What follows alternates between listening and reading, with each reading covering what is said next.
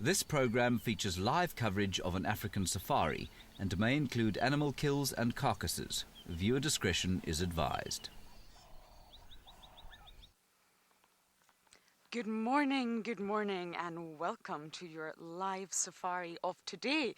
We are here in Djuma Game Reserve and it's very overcast. It's not the brightest of all mornings and it's slightly chilly, but we're out and about ready to find some animals for you. Hopefully. My name is Lauren. I do have Owen on camera. It's been quite a promising start. I'm sitting on quarantine, which is one of the sort of most telling areas of our reserve. It's an open clearing. It's right outside camp and a lot of activity happens here. So before I go into the activity, just let me remind you all that of course we're live and interactive. We need you all to talk to us using the hashtag WildEarth and sending all your lovely comments and questions. I think I've got my colleague joining me on this bumble. There's fresh tracks, so I may point them out to him, I think. I'm actually not that cold, considering the temperature is 19 degrees Celsius and 66 degrees Fahrenheit. It's really not that chilly this morning, but I am prepared. I am wrapped up and I do have my cold. James is driving like a pro, look at that.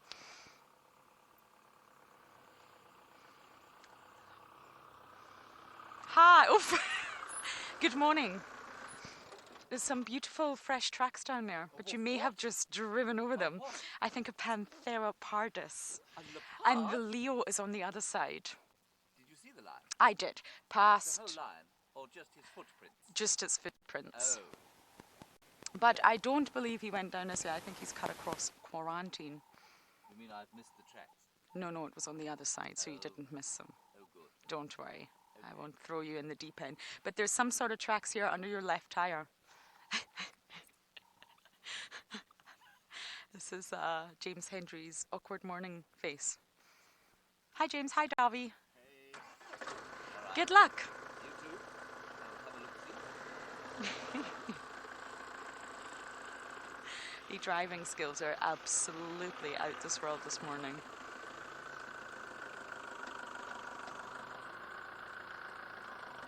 They're right at the side of the road. You've probably driven over them. But do not fret, James. I will pick up on them again. I'm here to save the day. Do not worry. Adios, friends.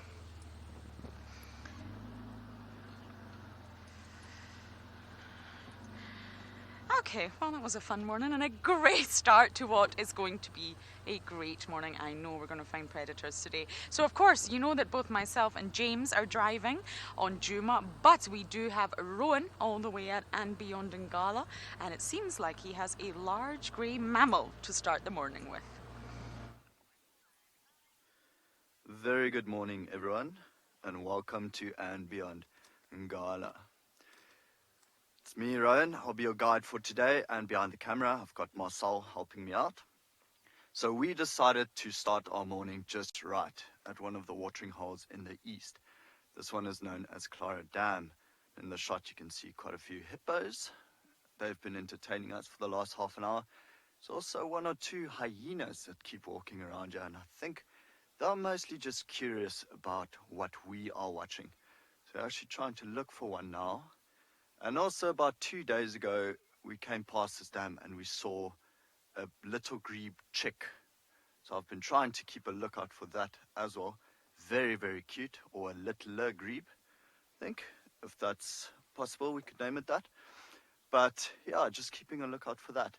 So this watering hole is known as Clara Dam. The other day we were at Alfred Dam. Alfred and Clara being the two original owners of Ngala, of this property. They then left it to their son, Hans Haarhuisen, who donated it to WWF, the World Wildlife Fund. We're just sitting here taking in all the sounds. The hippos are bellowing every now and then, snorting some water. Yeah, quite an amazing morning. Not too cold. I think this low level of clouds have trapped in quite a nice bit of heat. It's actually nice and balmy. But we'll see what the day has in store for us. I think our plan is just to sit here for a little while, see what else comes to drink this morning. And hopefully also get to spot this little grebe chick.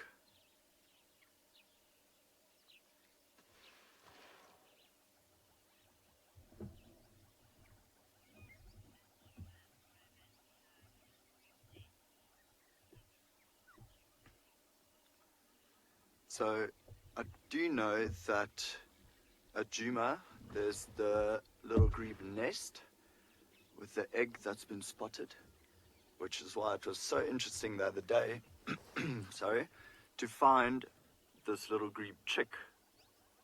You can see 3 little grebes just floating in the water a little bit further away, but no chick yet.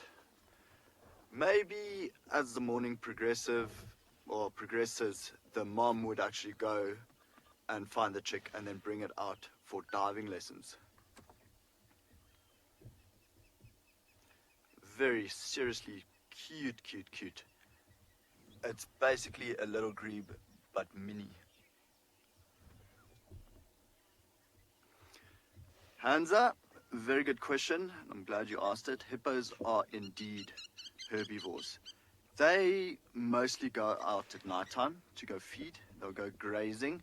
Not very selective about the grass that they do eat, as long as they eat enough. But given their lifestyle, that they get to spend majority of their day in water and not really using too much energy, they also don't need to eat too much. So it's anything between 15 to about 40 kilograms of grass that they'll eat throughout the night. Although on a cloudy day like today, in this cool temperature, it's also possible that you do, or you can find hippos out the water. Marcel, there's the hyena running on the eastern side.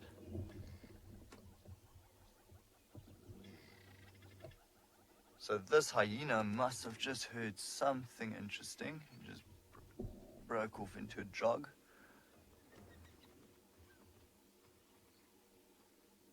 I love watching them run. See that very strong forequarters? It's like they bounce up and down, up and down. Especially in the long grass like that, he'll want to see what's in front of him and just keep his head up as much as possible. Where are you going?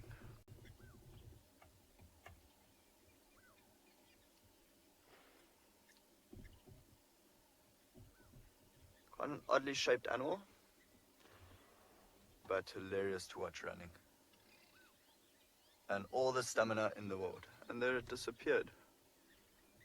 I'm glad we can show you one. We've been talking about how we've been watching hyenas circling this watering hole for no apparent reason that we've come across.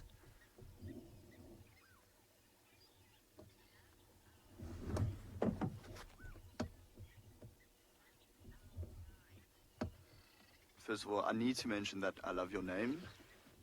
Love our guides. We don't have crocodiles, any crocodiles in this particular watering hole.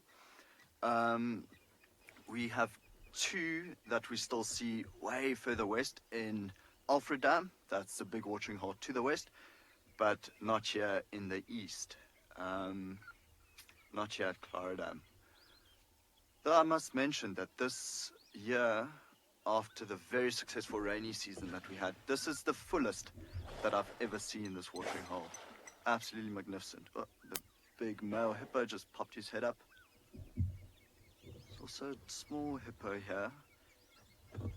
Usually pops up right next to the mom there in the back. Okay, so while we wait for this littler grebe to come back into the water, I'm going to send you back to James, who just wants to welcome you all. Good morning, everyone, and welcome to this end of the sunrise safari where the sun is not going to rise. You find us hot on the trail, well, I don't know how hot it is, of a male lion. David is on camera today. Hello, David. David looks like he needs a bit more coffee this morning, but that's all right. He'll wake up soon enough. Please talk to us, of course. I suppose the other 2 have told you, and you can use the hashtag WildEarth or the chat stream on YouTube or on Twitch. Now, for those of you who don't know, we have a permanent camera situated at a dam here at Djuma in the Sabi Sands, and just walking past that camera was a male lion, about 3:30 in the morning. We found his tracks on this road going down towards the south, and unfortunately, you know, when they're in this kind of walking mood, they often cross out of the reserve. So Lauren's going to come down here and we'll both try and find this lion for a while, and then we'll go and have a look at the hyena den. Tracking in this light is not great because without a light source that is relatively parallel to the ground, it's very tough to see tracks unless the animal has made an effort to leave an imprint on the road, even if he is a big fat heavy male lion.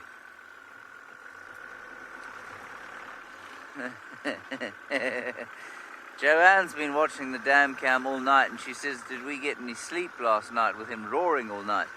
Joanne, I must confess, I heard absolutely nothing during the course of the night. Did you, David? Nor did David.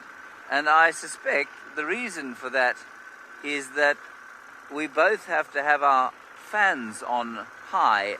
And the reason we have to have our fans on is not so much because it's hot, but because the mosquitoes make it impossible to sleep otherwise. And so the loud fan stops the in your ear and also blows them away from your face. So I think that's maybe why we didn't hear him. Also, of course, we're so exhausted. We're not really. Buddy, no, we don't have to take malaria medication. No one really has to take malaria medication. The general modus operandi here is that if you feel fluey at all, you do a malaria test. And the doctors in the area are all very clued up on malaria, and they'll look for it immediately when anybody presents with any kind of symptom. Because the danger of malaria is not so much getting it, although it's very unpleasant, it's not treating it quickly. And you can't take malarial prophylaxis on a permanent basis, because if you do that, you can cause serious damage to your system, liver specifically, I think. And so you can't really do it all the time. So this lion's tracks did not carry on down towards the south, so I'm just going to check on this road and see if we can't find them. And just try and maybe give Lauren an indication where she should go and look, because I want to go and check the hyena den quickly, but we don't want to miss out on this male lion. Yes, he came down here. Lauren, come in. Just going to call Lauren. None of my James. Where are you now? I'm just in the longer loop. I'm going to come round via Philemon's cut line and take it from there. Okay, he's on Philemon's cut line, moving down towards the junction with Zoe's. Where are you? I'm on Zoe's. Okay, great. You might pick him up at the junction there. So Lauren's doing a loop around from there, and she'll have a look on that side. She found the tracks first, so what we'll probably do is just help find him, or hopefully find him, or find where he crossed out of the reserve. Then we'll hand him over to her, and we'll go off and see the hyenas. In the meantime, let's go across to Lauren, because she's going to try and cut the tracks off on the other side of the reserve. I am going to try being the key word. I love coming out in the morning, but when it's like this, when the weather is as overcast as it is, I struggle. My eyes struggle, should I say, to pick up on the signs that you probably would be able to see quite easily on a bright sunny morning. So yes, weather, I am complaining about you. This is far too much like Scotland. Please change. But I think James already mentioned, I've gone round a different way from him. We effectively did a figure eight after our rendezvous, and I'm doing a wider loop. So sometimes it's good to work together as a team, so when someone's doing a bit of a tighter loop, I go round and see if I can pick up.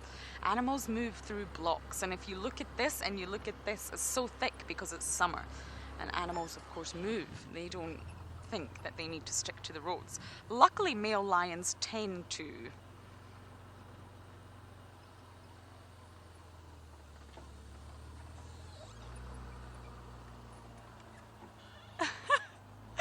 Okay, you're asking me to say a phrase in my fantastic accent.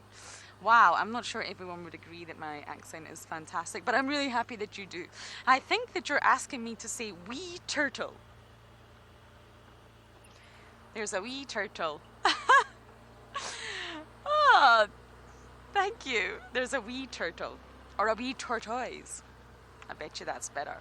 Yes, Scottish people say wee for a lot of things. They say, that's a wee tree. This is a wee scarf. Would you like a wee cup of tea? Everything's wee, and essentially it means small.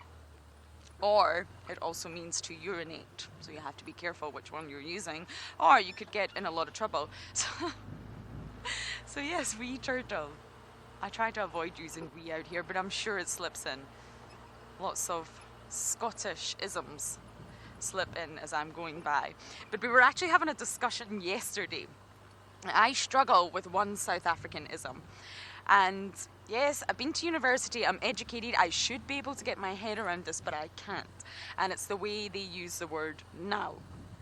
Now, essentially, I've had it explained to me a million times, but when the director uses it, I just cannot understand what's happening.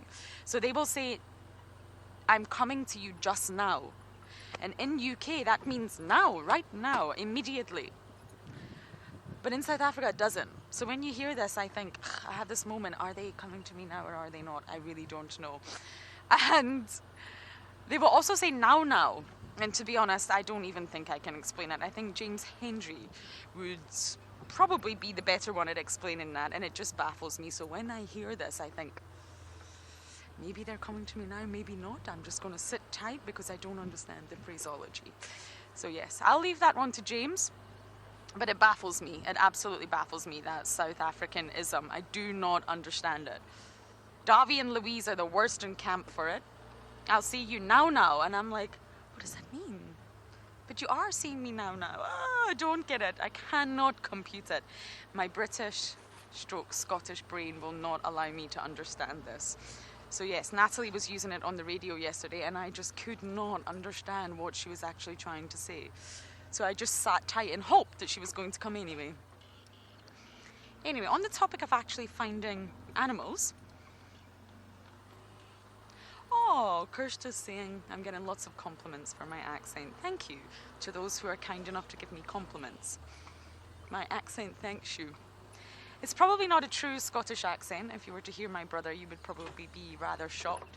I have lived away from Scotland since I was 17, so I'm not entirely sure I'm a great example of a Scottish human, but I try. I do try. I'm just going to have a quick look here. I can see tracks, and it's always hyena. Always hyena. Adelaide, you are 3 years old and you're watching our safari. Fantastic news. I'm going to answer your question right now. James is calling me.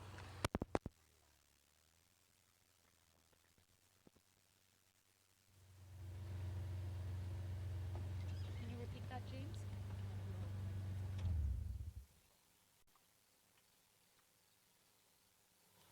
I'm still on Zoe's. If you wish to follow up, you may, and I can pop into the den.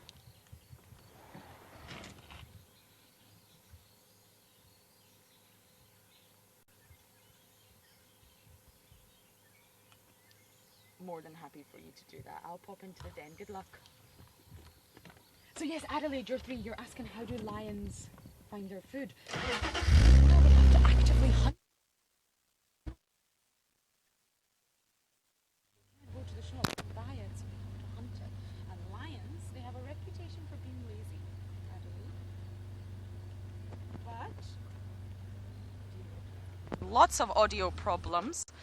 How is that? Sorry, Kirsty, we're speaking to me at the exact same time as James.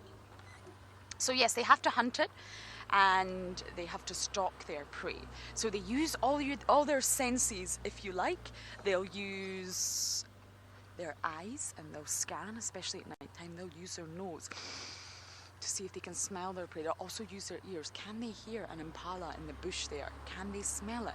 And then they will very, very slowly stalk their prey, because both lions and leopards actually rely on being secretive. They rely on being elusive. They can only catch their prey if the prey do not hear them coming. If the prey hears them or sees them, it's game over. So they must be very, very quiet. They're nice and camouflage, and then of course they will spring out launch an attack and catch their prey. And it's not so nice to think about, I'm afraid, but that is how lions survive out here. And very often they will hunt together. So they will hunt in a pride, and all the lionesses will work together, which is an incredible thing to watch. But thank you for your question, Adelaide. I promise I will find some animals for you today. And as I try to do that and fix my wonderful audio issues, we are going to send you back across to Rowan and see what his plans are for today.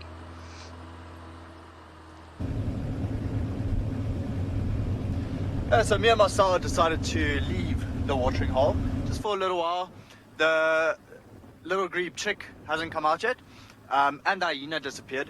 So what we are doing now is quickly checking the eastern boundary, see if we can find any tracks of the Birmingham Pride actually coming back onto the property. So yesterday morning we followed their tracks from the middle of andBeyond Ngala, basically headed straight east. I know Nikki told you that they also had the tracks, so then we went and walked on it and we followed it out of the property. So we're just checking a little bit further north up the eastern boundary to see if they come back. So while we were driving to this area, it's been one of my biggest tasks in the last 3-4 days to try convince myself to dance in front of the camera. So far, I'm not very far just yet, but I think most probably in the next couple of weeks we will get something. So everything depends on how Marcel starts his day. Today wasn't the best. Apparently he walked out of his room, stretched, and then mid-stretch heard something, so stopped. And then a baboon that was sitting above him in one of the trees in camp made a poo-poo, and it nearly dropped on Marcel's shoulder. So Marcel has been singing the same song over and over to me this morning. It's an Afrikaans song called Bobbejaan Klim die Berg. Not my favorite song at all, but I can actually imagine Marcel dancing to it. So in the next couple of weeks, I am definitely working on trying to get Marcel to dance in front of the camera while singing Bobbejaan Klim die Berg. For those of you that don't know, it means baboon climbs the mountain.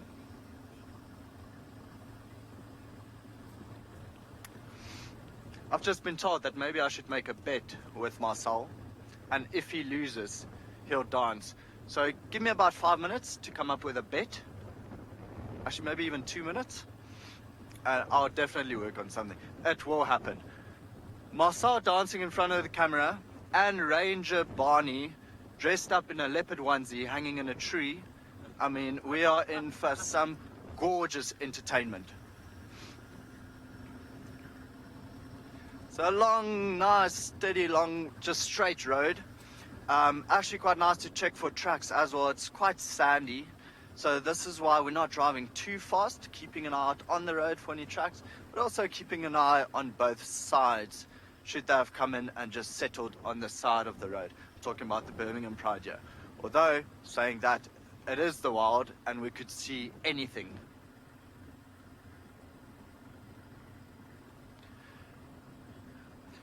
Just got a question from Sir 50 if we have a lot of honey badgers on Ngala. We should do. I actually do think we do. We often see their tracks, we just don't see them often. I'll tell you an embarrassing story about my encounter with a honey badger. So just like Marcel, one day I was sleeping very well and I heard a lot of commotion outside my room, and checked through the window and we've got the rubbish bin in a cage encircled, and somehow the honey badger got inside the cage and managed to tip over the bin and was feeding from the bin. So I thought, okay, you know, it's 3 a.m. in the morning, I've still got another beautiful hour and a half. As a ranger, you just take all the time you can get to sleep. So an hour and a half to sleep, this can't fly, I can't let this happen. So I opened the door, then managed to see that there are 2 honey badgers in the room, in the cage, and the one actually managed to run out, while the other one was stuck inside the cage. So I'm just going to get off quickly and move this branch. So the reason why I'm moving this branch, this was broken by elephants. It might still be in the area, don't see any. The reason I'm moving the branch is just so that we don't create another unnecessary track around the tree. Rather move the tree out the road, and there we go. Beautiful and open. Okay, so the one honey badger is still stuck in the cage, and the other honey badger got out. So now the other honey badger comes to the defense of the honey badger that's stuck in the cage. And not the largest animal, probably stands about this high off the ground, but in terms of ferociousness, I ran inside my room, shut the door very loudly, and actually locked it. And standing inside my room facing the door with the key in my hand, I thought if any of my guests had to see me now the way I just ran away from this honey badger, they would have absolutely no faith in me. So what I decided to do was go fill up a bottle of water, open the door, squeeze the bottle of water at the cage. Both honey badgers just scattered, and I felt triumphant. Went back to bed, and I kid you not, 15 minutes later, both honey badgers back in the cage. I called it a day. I didn't go out again. That was just it. So very good question. Fun story. But yeah, probably not my bravest moment. Mind you, that was 4 years ago, and I'm a changed man now.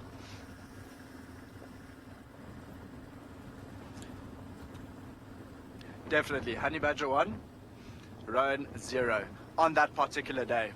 If that had to happen now, way different story.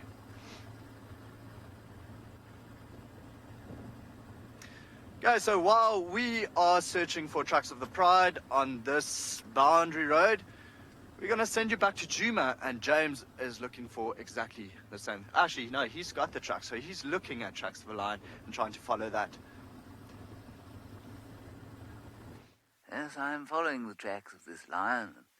If you follow them this way, you'll see that they come along here, and then they are there, and then they are here, and then they are here.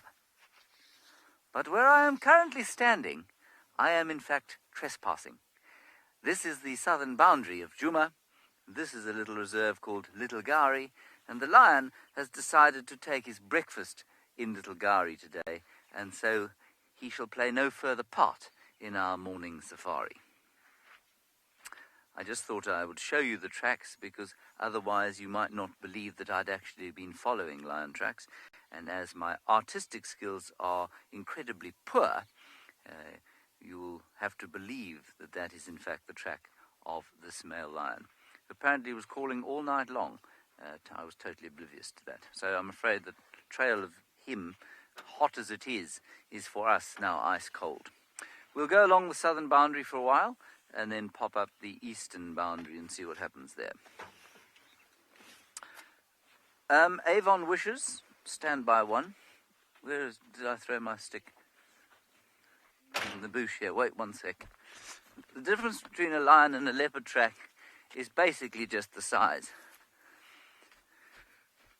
I mean, really advanced trackers will tell you that there are subtle differences in shape too, but yeah, I guess there are. This thing is the same size as my palm. So the lion's foot is the same size as my hand, right? A leopard track would be, a female leopard track would be about that big, and a male slightly bigger, about that big. So the size really is the clincher. The shape is very similar, although with a male lion, it is slightly different. I find it very difficult to describe. I suppose it's wider. It's wider at the toes. If you look here, Dav, the back pad and the toes of a leopard tend to line up more, whereas the back pad here of the lion, it doesn't extend as far out as the toes do. But, you'd never confuse that for a leopard. You'd never look at that and say, gosh, that's a big leopard. You know immediately that that's a lion. The only thing that can be confused with is a tiger. And as we don't get tigers here it's unlikely to be a tiger. Let's go across to Lauren. She has got a flittering bird of prey. I have a tawny eagle. It's been a while since I've seen a tawny eagle. I'm doing quite well with the raptors at the moment, I must say. Tawnies are quite easy to identify. I will say 2 features. 1, they're tawny in colour. Can you believe it? No, I'm only joking. They do actually have different colour morphs, but this one is particularly tawny. You are being a great example of a tawny eagle, Mr. Tawny. Or Mrs. I'm not entirely sure. You see the feathers go all the way down the legs, and straight away you know it's definitely a true eagle and not a snake eagle. Snake eagles are like snakes. They're pretending to be eagles, but they're not. And the feathers do not go all the way down the legs. And if Owen can just give you a beautiful view of this one's beak, you will see that the gape at the side of the beak extends all the way back towards the eye. So from the beak, there's a yellow line, and it extends quite far back, almost in line with the edge of the eye. Straight away, you know it's a tawny eagle. Good morning. Look at that sharp beak.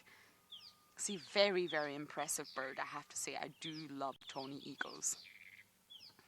But as I mentioned, they do have different colour morphs.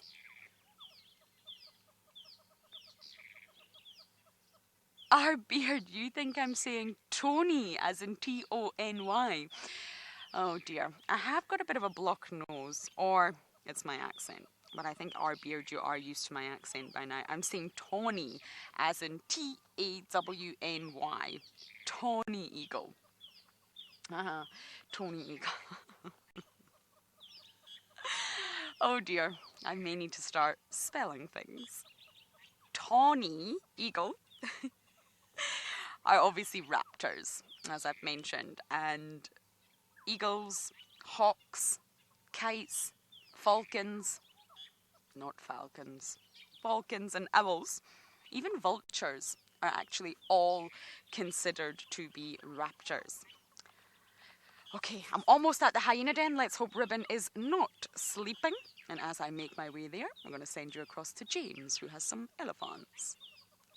Here we have got a lovely herd of elephants. It's crossing from the south to the north, so into Djuma, which is great.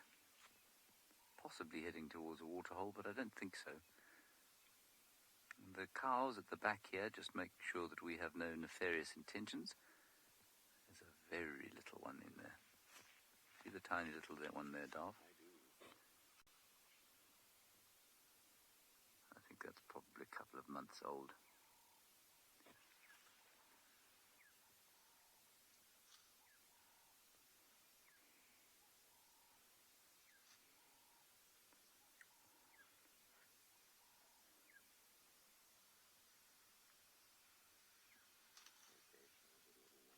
So cute. Isn't that sweet?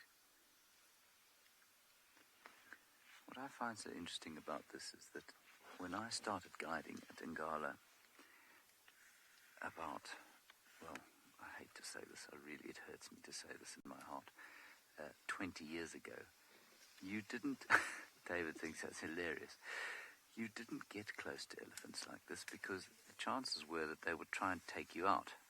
But it's amazing how confiding they are now. These elephants have actually turned towards us. They've changed direction to come towards us. Totally relaxed.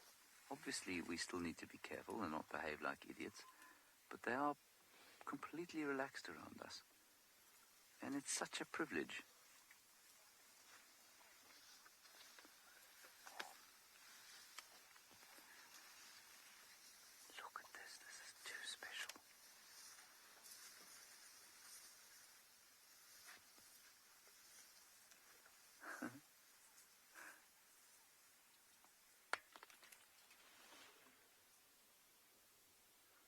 What was that?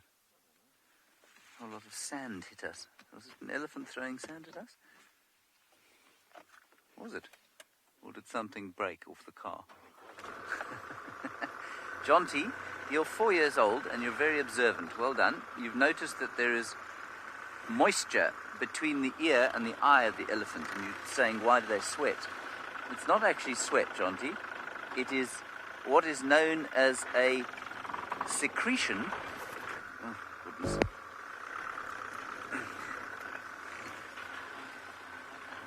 I mean, it's a little bit difficult to describe to you, but basically it's like tears almost, but not necessarily tears of sadness.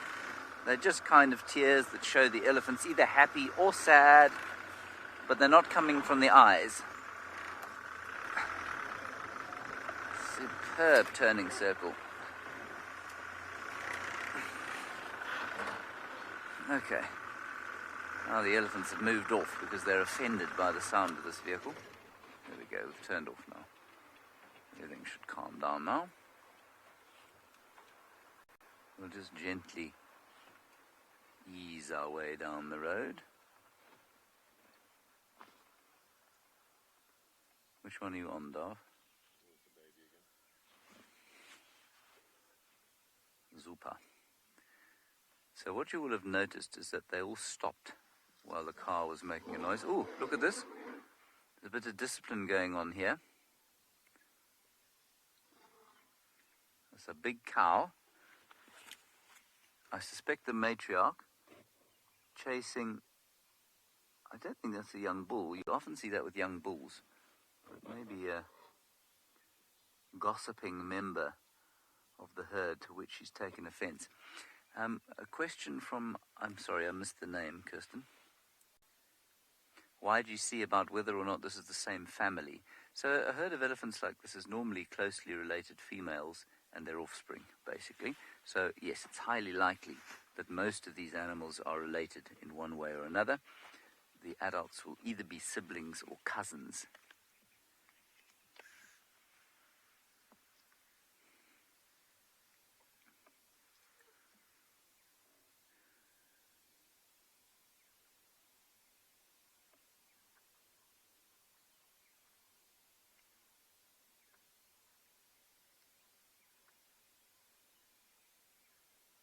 Very unsettled, but not necessarily by us.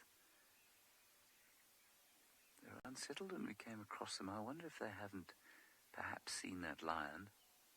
That's the reserve that they came out of. You know, they came out of where he was. Either that or there could be a big must bull elephant that's following them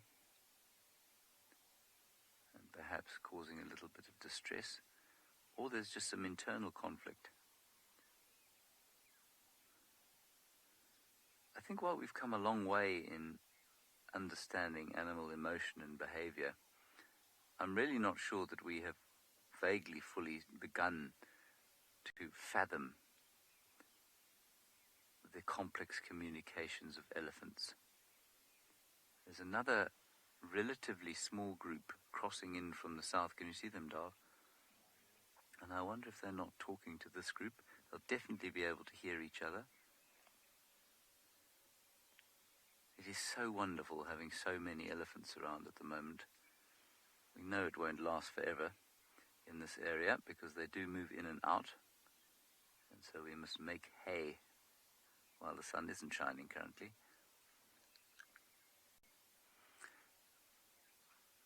Rianne, you're wondering about how a new herd of elephants is formed. What happens is that basically a group like this will get too big. The average size of a herd in this particular part of the world is between 8 to 15 animals. It's about the same when you're in East Africa. And when it gets a bit bigger than that, I suppose what happens is that the slightly more distantly related animals will sort of experience a fission. So cousins will split off into two groups of siblings, if you know what I mean. And then you'll have a new herd. And sometimes it does start with one cow and her offspring. And sometimes it'll probably be some siblings that just slowly drift off the herd. It's a very cute little, oh my goodness. That is magic. Isn't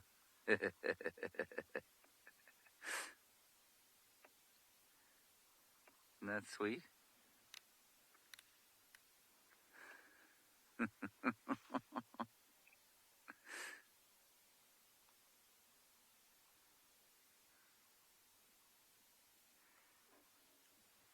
And because elephants are not territorial,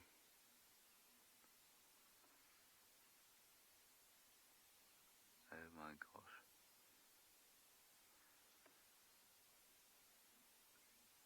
So elephants are not territorial at all, and that means that when they do experience a fission event like that, when the herd splits, there's no conflict with the ones they've left.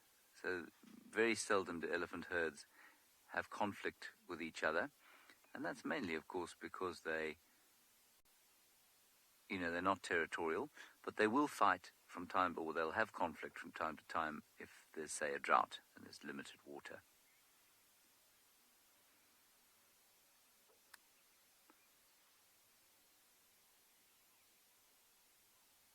They all seem to be watching the little one playing.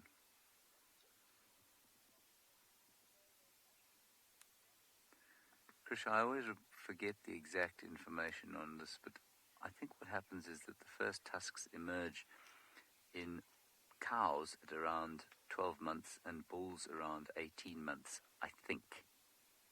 That's when they erupt. But remember that all mammals have got or get milk teeth, and so the first little tusks will fall out, and then they get permanent ones.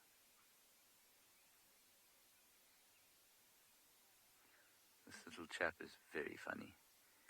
Not quite a baby, I think. He's more a little toddler.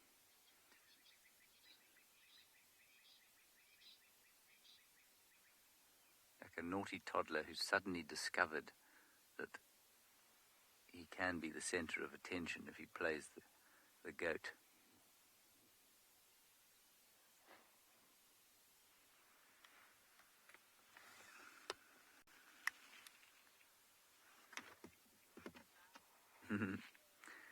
I don't know, Ariel. I don't know why it was sitting on the ground like that. I think it was just playing. It was just having fun. Elephants don't have toys, and so they will play with whatever they can find. And that might be a stick, it might be a piece of grass, it might be the sand on the road, it might just be a piece of ground that feels a little bit different from another piece of ground. I think he was just playing. Let's go a little bit closer.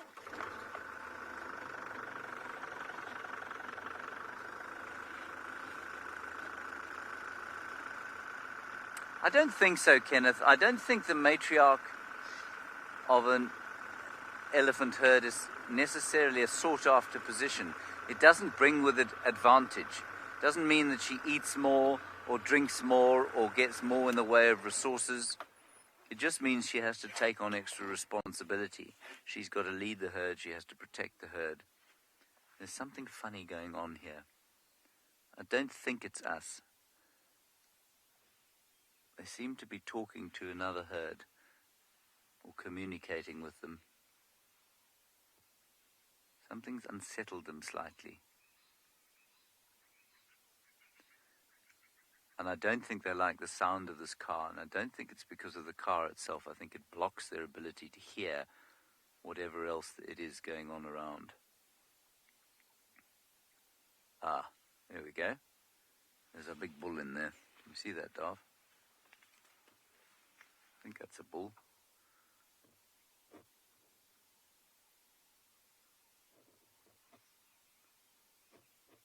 Yeah. There's a big fella, and he's what's causing the consternation.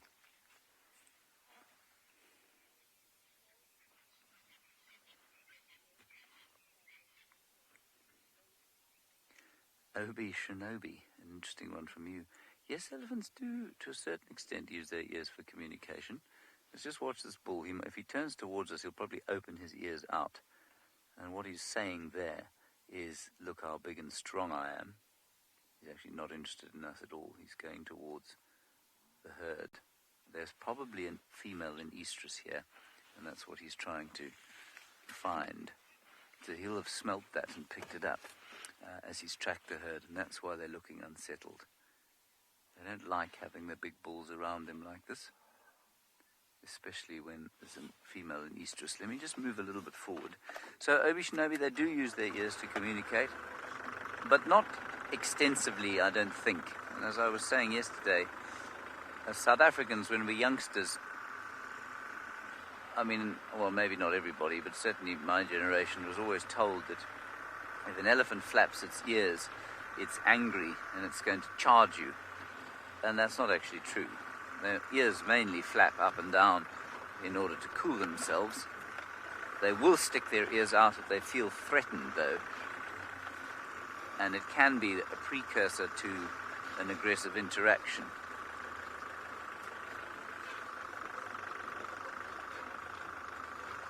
This is an old borrow pit, so I'm just going to drive down here and see what's going on then.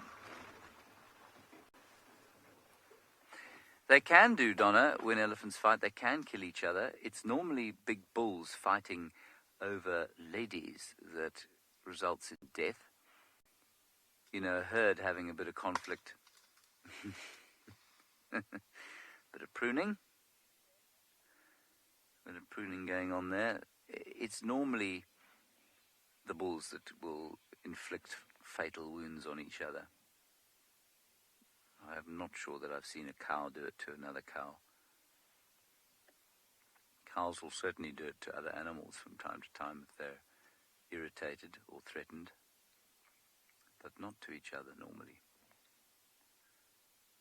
Again, I think it's got a lot to do with resources and what there is around, so if there is a lack of resources, then they will almost certainly be involved in more conflicts than they would otherwise, rather like human beings.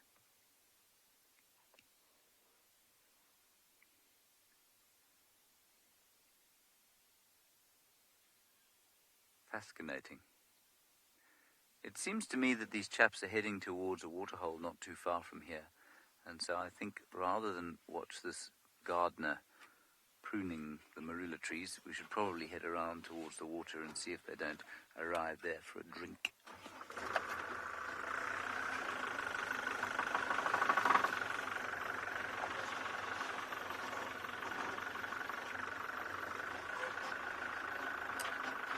Lauren has managed to find herself some more feathered predators, is what I was going to say. Feathered predators. Feathery friends, yes, I have. We have what I think is a monogamous pair. I think we have a male and a female of different color morphs, but I think they're both Wahlbergs. They're preening. I think this is a monogamous pair of Wahlberg's eagle. I'm just trying to get a better look at them. We're actually quite far away, believe it or not. Oh, dogs on the end of his lines here. Yes. Wahlbergies. Now, we have two sort of monogamous pairs of Wahlbergs that we know here, and they're both the opposite, if that makes sense. So in one couple, in one pair of lovers, the female is a paler color morph, and in the other couple, the male is a pale color morph. So I don't actually know with regards to this pair who is who. It's very, very difficult to tell the sex in many of the raptors. Generally speaking, when it comes to big birds of prey like this, the females are larger. Not by much, but they're larger and they're heavier. They've got more body mass, shall we say. But it's not by much. Oh, how lovely. I wonder if this pair successfully raised any chicks this season. The Wahlbergs come here to breed, and then they leave again. I think at the end of this month, we're no longer going to see our Wahlbergies. I will miss you guys. The one on the left is really yanking at those feathers. Oh, ouch. Ouch.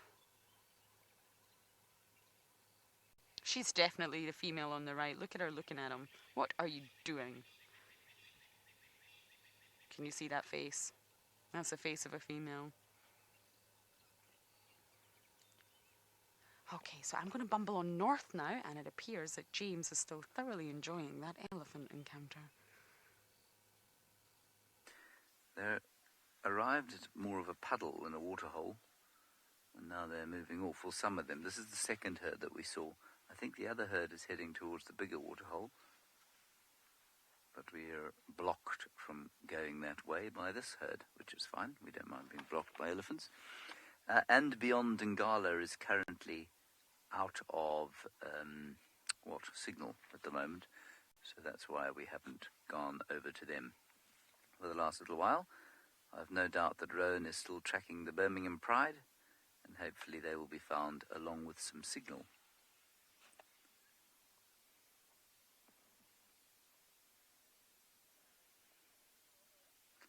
Yes, Rick, definitely you'll see more than three generations. That's a good question. Yeah, you could. A herd will cow will give birth for the first time potentially around and as early as 11. Let's just call it 12. And let's say she gives birth every 5 years after that. So in, another 12 years, she could have a grandchild. So at age 24, let's be generous and say 30. And at 40, she could definitely have a great grandchild. So you could see 4 generations, potentially 5, very unlikely, but potentially. I suspect that the herd would split before you got there, because obviously it wouldn't only be one cow having multiple generations beneath her. It would be a whole lot of them. And so, potentially yes. I would say it's not highly likely.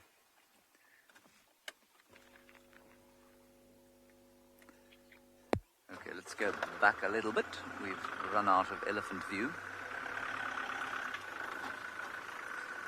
Luke, I know that you're going to be very astounded to hear what I'm going to say to you next, but you won't believe it. An elephant is even faster at running than you are. I'm sure you're very fast, Luke, like all 8-year-old boys. Indeed, all boys up to the age of about 10 are very, very fast. And an elephant is even faster. An elephant can probably run at around about 50 kilometers an hour, which is pretty quick.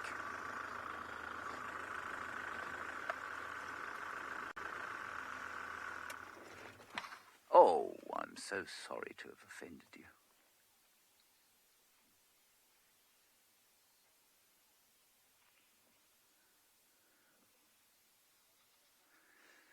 Oh, Atlas, thank you for this question. I was hoping you wouldn't ask it, but it's time that we discussed it, because it's not easy. You want to know how to tell the difference between a boy elephant and a girl elephant. When they're little, it's very difficult, because if you look between their back legs, it's not easy to see the difference. So with a lot of mammals, of course, you can see a penis on the boys, and then it's easy to tell the difference. But it's not easy with little elephants, because everything is inside. So all of their private parts are inside the body. But when they get a little bit bigger, when they hit what we call puberty, when they become adults, it becomes a little easier. I'm just going to move a little bit forward. And so with the females, or the cows, you'll find that the body shape changes in comparison with the bulls or the males. And the males tend to get bigger. They've got what we call a more hollow back, so the spine is more curved. Their bulls' heads are rounder. And then if you look between their front legs, you can see, especially if the cow has had babies before, you can see her mammary glands. Now, you can ask your folks what mammary glands are. I'm not sure in your family what you call them, but that's the best way to tell. So it's very difficult when they're youngsters, because all their private parts are inside. And so, the difference between a boy elephant of 5 and a girl elephant of 5, it's very hard to tell the difference. Good question. Thank you, Atlas.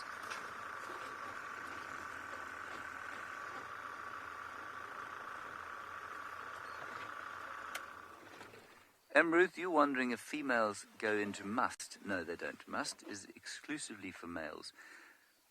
And for those of you who don't know, must is a state of heightened testosterone when the bulls become very interested in mating, and they will then go and seek out the females, and they can be a little bit more easily irritated when they're in must. They're definitely not more aggressive by default, but they're certainly more easily irritated. And the cows go into estrus, so they'll ovulate, or they'll start producing the hormones that precede ovulation, and that will produce a certain pheromonal profile, which in turn will attract the bulls, and that's normally picked up in their urine, as far as I'm aware.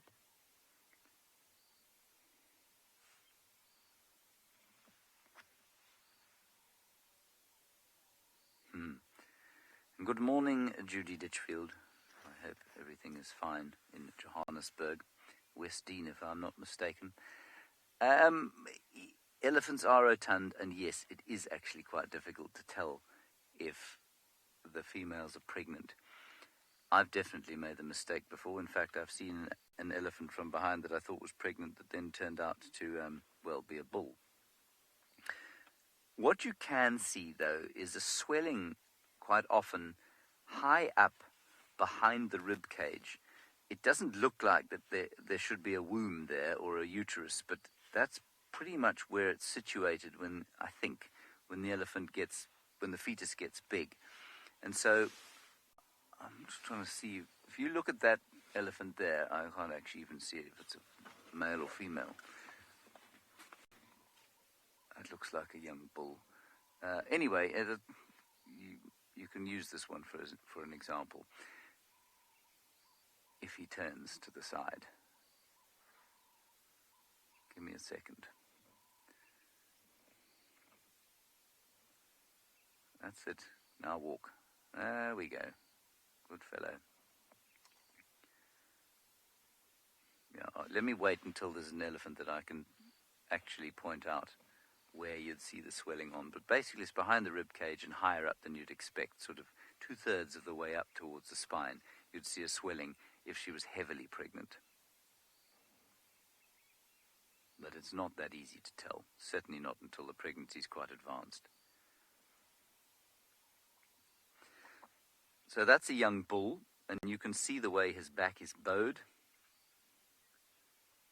and his head is round and much wider than the females. Let me just go back a little bit, Darv. There's a little group behind with some babies that I think you'll have an easier time seeing.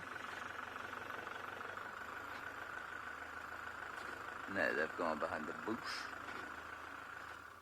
I'll stop here. I'm sure the little bull will come out. He's not so little. But he's not of a breeding age. So the bull that we're looking at there, I would have put at around about age 22 or so. And he might have been attracted into the herd by the scent of an estrus female. But it's highly unlikely that he will be granted access to mating rights. He's much too small. Those opportunities are normally only afforded to bulls sort of 35 plus. They're all around us now, feeding quietly. The consternation seems to have dissipated. I can't hear the name there, Kirsten. Can I have it again, please? Dull surface.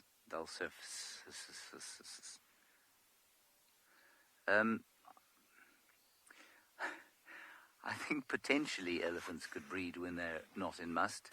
Technically, it's probably possible, but I don't think that they'd have any desire.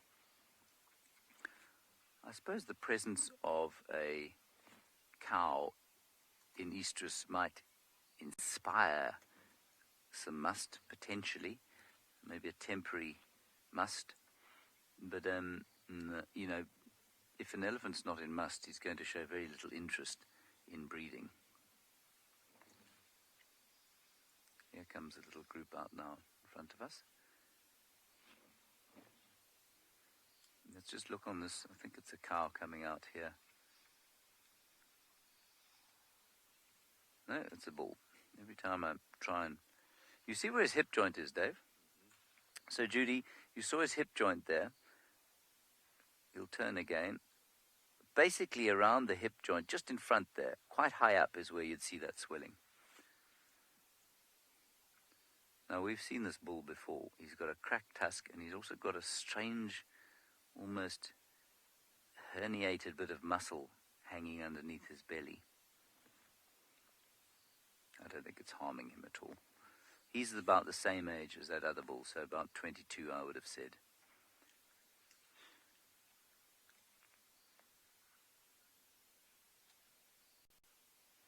Right, I'm going to stay in amongst this herd of elephants, half because I want to and half because I'm stuck in the middle of them. You're going to go back to Lauren with a insect. It may look like a leaf, but I can assure you, everyone, it's not. It's a butterfly that I'm struggling to identify, actually. I need those butterfly experts out there. I need your help. And look at it. Owen is doing the most incredible job. It's using its proboscis. You see those two antennae sticking out. Underneath, it's also dangling what can only be described as a piece of string. It's not. This is incredible. This is a butterfly's proboscis, and this is how they feed. They don't have mouth parts like other insects. They have a long straw-like appendage, and this is what we call the proboscis. Now, butterflies don't really technically eat, if you like. It's more a drinking action, where they use this, well, straw to suck up nectar. And I think what this butterfly is doing is actually sucking up some sort of liquid on the ground that we can't see in order to get minerals and salts. So they are nectar feeders, butterflies, but they can, of course, well, they do need salts and minerals in their body, and I don't know what's the driving force behind it. I don't know what signals to the butterfly it's time to pump up your minerals and salts, little one, but something must drive them. They know that they need it. James, you're saying this is an evening brown, which I think I have in my book as a twilight brown. I think it's got two different names. Okay. Thank you, James Richard. It's either the evening brown or the twilight brown. It's beautiful. And when it opens its wings, you actually get a flash of orange. It's stunning. The underneath part of the wing is always different from the sort of top part of the wing in butterflies. And in order to actually use the proboscis, it requires muscular contractions. It requires quite a lot of control. And you can see how camouflage, I think Owen's just going to show you here exactly how camouflage this little one is. If it wasn't fluttering, I would never have spotted it. Look at that, it just looks like a stone. And of course, by the end of summer, we'll lose all our butterflies, and it will be sad. I have to say I've thoroughly enjoyed getting into the butterflies here. They're absolutely incredible animals, they really are. Their wings are entirely transparent. What you're seeing here is layers of scales. So both butterflies and moths, their wings are covered in scales, tiny, tiny scales, and they reflect the light in different colors. So you're essentially looking at transparent scales that are all layered on top of one another and reflecting the light differently. And it's formed from chitin, which is a sort of really strong material in the animal kingdom, mainly made up of protein. The same material that actually makes an insect skeleton. Exoskeleton, should I say. And as a butterfly ages, the scales start to fall off. So you can tell what phase of the life cycle the butterfly is at by looking at the conditions of the wings.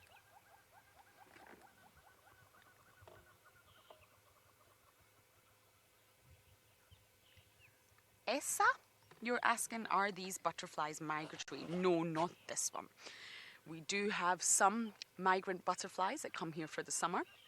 And I think in America, the most famous migrant butterfly is, of course, the American monarch. It undergoes a massive, massive migration.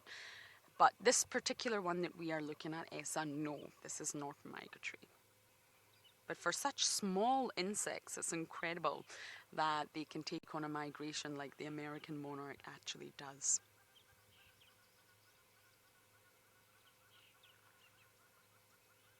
This is beautiful, beautiful that we're getting to really, really see the finer details. And going back to the proboscis that you can't actually see right now, if a butterfly can't drink nectar, it can't survive. It's doomed. So once a butterfly comes out of the chrysalis, it's not a cocoon, it's called a chrysalis when it's a butterfly, it's actually got to assemble its own mouthparts. Can you believe that? The proboscis is not ready. So what it's got to do is actually use two different pieces, which is called the palpi and the proboscis, and it's got to work the two parts together to form this straw-like appendage that you can just see curled underneath here. So it doesn't emerge from the chrysalis ready to go sucking nectar with that straw-like appendage. It's actually got to put it together itself. And only then, once it's sort of completed that task, can it flutter around and get nectar. Wow. Sometimes out here we get so focused on looking for the bigger things that we actually forget to keep an eye on the smaller things.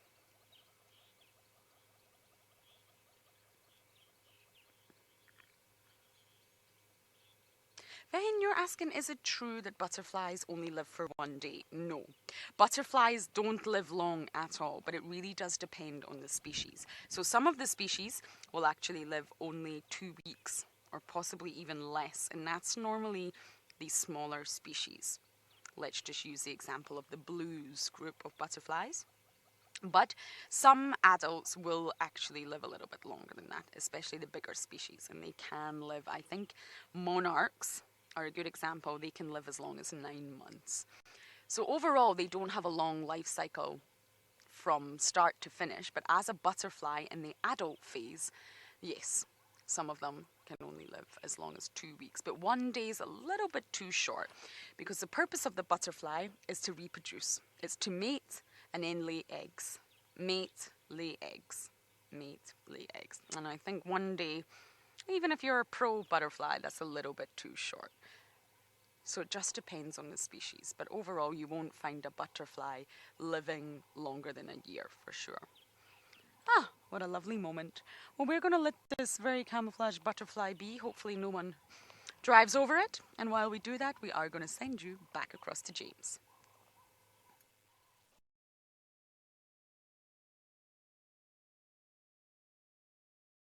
Muscle in this herd, and this whole area stinks of his dribblings. He's a big fella, at least dribblings. He's a big fella, at least I would have said 45 years old. There he is. And I'm just creeping through here because obviously the bush is very thick. Now, he's not the best looking elephant in the world because the cartilage in his ear has lost all its integrity. Now, it's going to be difficult for you to tell his size from looking at him through your screen because, of course, you know, there's nothing to contextualize him. But he's about 25% bigger than that 22-year-old bull we showed you. And if you see him standing next to any of the other elephants here, you'll be absolutely shocked at how fast he is. He's massive. He stands about 3.5 meters at the shoulder. So just to give you an idea, if I was to stand next to him, which I'm not going to do, I would come to just below where his, or just above his elbow there. Lila Grace, that's a really interesting question. That elephants have wrinkled skin because what it does is increase the surface area of the skin. Now, I'm trying to think of a simple way to explain that. I suppose all you really need to know is that it helps them stay cool when they need to lose heat, because obviously they live in a hot environment, and so it helps them to stay cool. That's why they've got a wrinkly skin.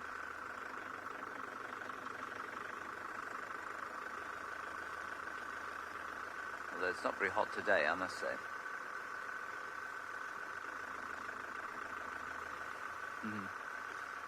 Yes, Elizabeth, he can. I mean, it's a little bit like, you know, with any organism. They can function even if they're not 100%. So there's no question that his ability to cool his brain will be slightly compromised by the fact that he's basically only got 1.5 ears to flap. But yeah, it'll still work. You'll probably just have to take it a little bit easier when it's very, very hot. Oof, the smell is quite something.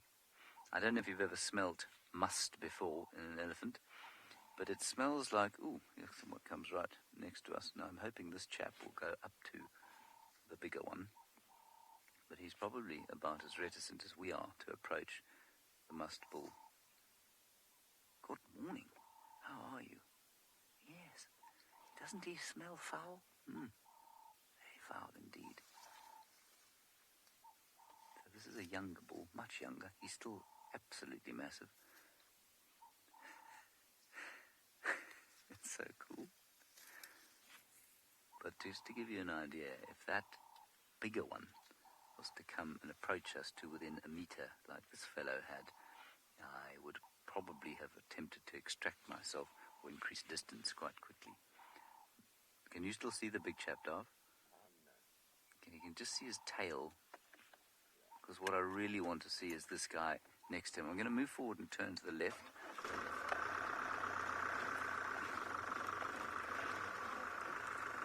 No, they're not going to do it for us.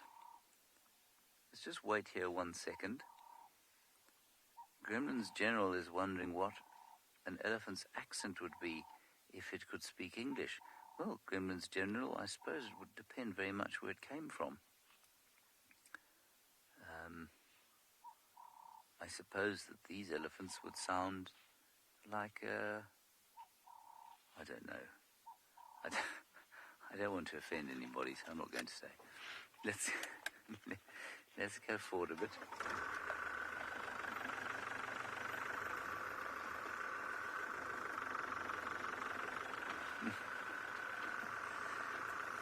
I always think that they'd probably sound a little bit like Eeyore from Winnie the Pooh, the old cartoon, where they'd speak with a slightly English accent, but it would be very slow and ponderous most of the time, like this big bull here, until he got really angry, and then he would turn round and talk to you like that, very sternly. Louise says they speak posh English. Louise, it really depends on their education and where they're from and whether they're trying to sound posh or not.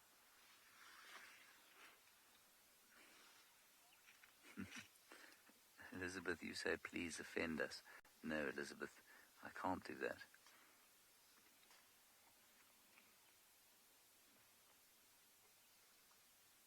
I find it difficult with elephants. With a lot of the other animals, I find it easy. One can imagine a hyena clan either speaking like mafia dons or like, I don't know, Cockney criminals. But with elephants, it's a bit difficult.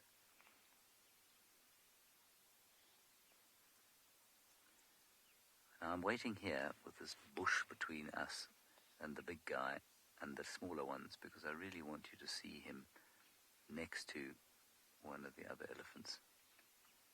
He is so vast.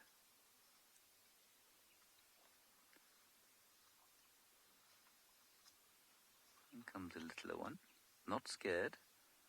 You see how much less afraid, I think that's a young bull as well, but how much less afraid he is of the big chap than that young adult bull. He knows that he's not under threat in any way, the littler one.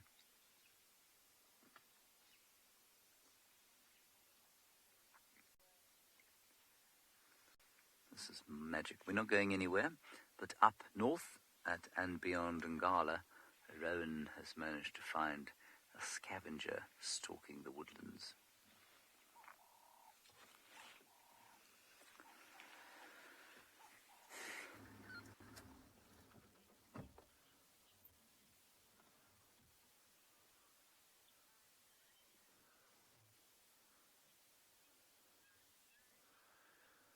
Okay, so we managed to find quite a young hyena. We are now in the center of the reserve. Just spotted another one to the left, just behind a bush now for myself.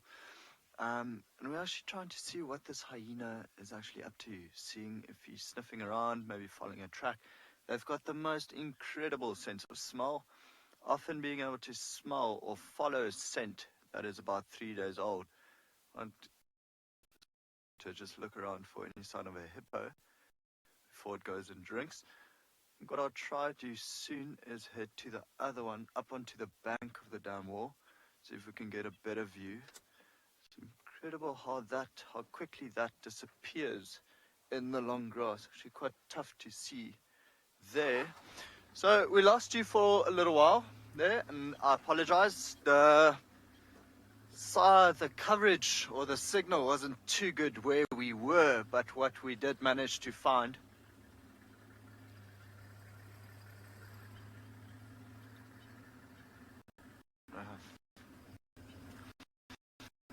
Okay.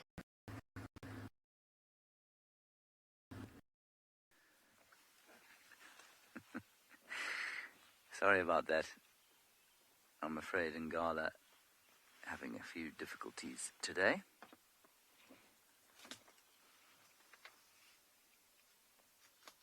We've got lots of young bulls here, sort of in the 20 to 25 region. There are two that have just wandered off into the bush there. The big chap's gone a little bit further down the road. It's quite a nice picture as we look down the road of two buttocks sticking through the silver cluster leaf.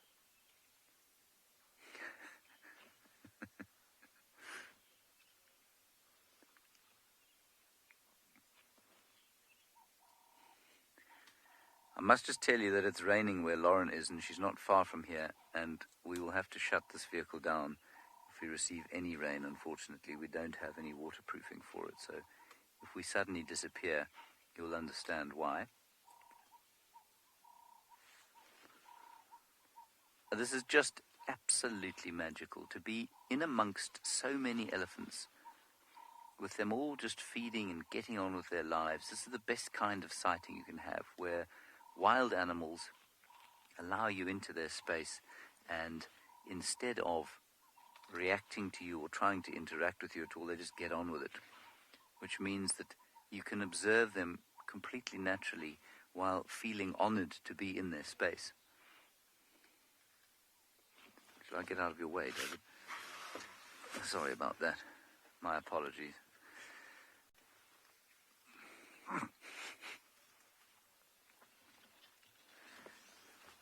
Hello, Liam. You are 3. Not only 3, you're 3 3/4, which is an impressive age to be, Liam. I want to know how much a baby elephant weighs. Well, a baby elephant weighs about 100 kilograms, Liam. That's 220 pounds. I'm assuming, given the hour, that you are watching in South Africa, so you'll do it in kilograms. So 100 kilograms, you're 3.5 years old. So I'm going to say you probably weigh in the region of 12 kilograms yourself. So basically, if you imagine 10 of you, can you count to 10 yet, Liam? If you take 10 of you, that's how much a baby elephant weighs. There's the big guy coming across the road now, and a much smaller one coming to say hello. Hi, little guy. You can just see the eruption of his permanent tusks there.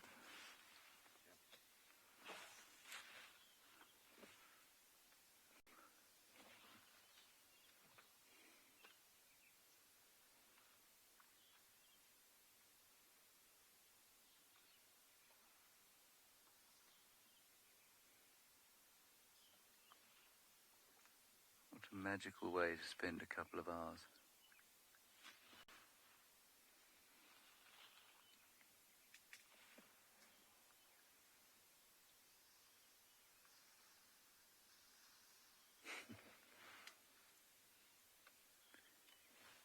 You almost really don't want to start the engine in the situation, because the atmosphere that has, what should we say, formed around us is just so peacefully magical.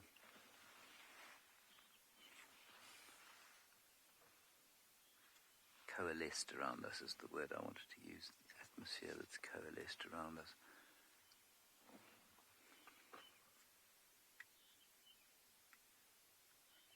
It's what the more esoteric of you might describe as the energy of the situation.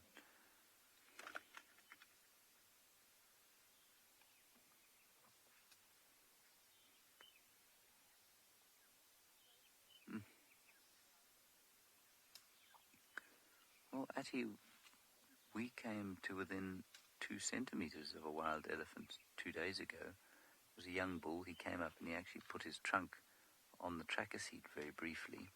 I clapped my hands to make him move away a little bit. But, you know, that does happen. It's not really what you want. You don't want them. Ideally, you don't want them to interact with you, but it's not possible to be in their presence and have them completely unreactive to your presence. And, you know, there's no rule. How close can you get, or how close do you want to get to a wild elephant? Each situation is different, and it really depends on each individual elephant's behavior and how affected by you they are.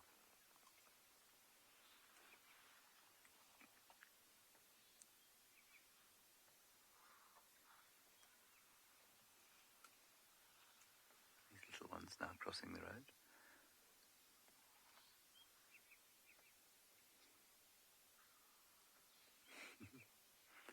Let me just try and describe some of the sounds, because I know you won't be hearing them all.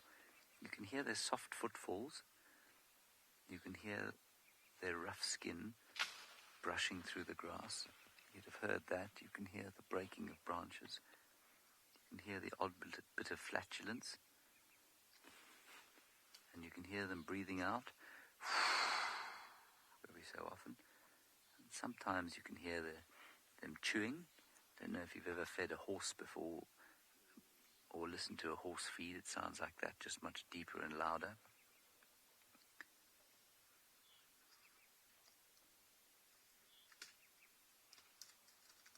And you can hear their own skin rubbing against itself as they walk. And the flap of the ears. Like a really thick piece of cardboard being flapped slowly. Just stunning. I'll drift gently down the road and see if we can stay within this magical herd. In the meantime, you're going to go back up to andBeyond Ngala, where Rowan has managed to find himself an equid.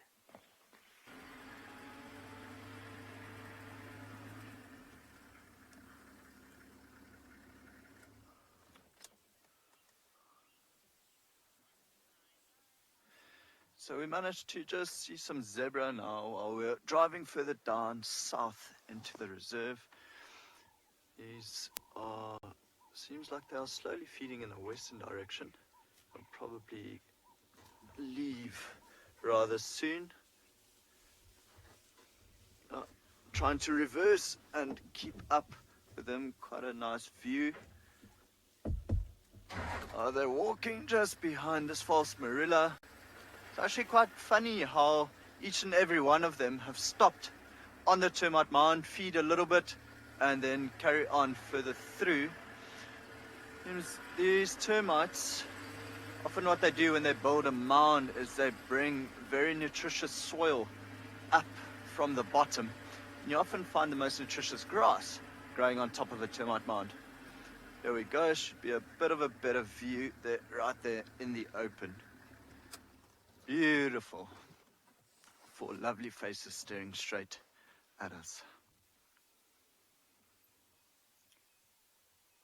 See, their tails are always wagging. See, many people are saying they love zebra. So do I. That contrast, that black and white contrasted against the green of the bush is really just gorgeous.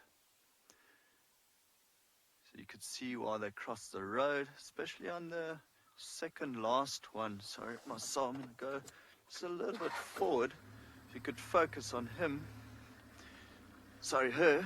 See the shadow stripe perfectly in between the black stripes there. Very characteristic of the Birchall zebra, this species of zebra that we find down here at andBeyond Ngala.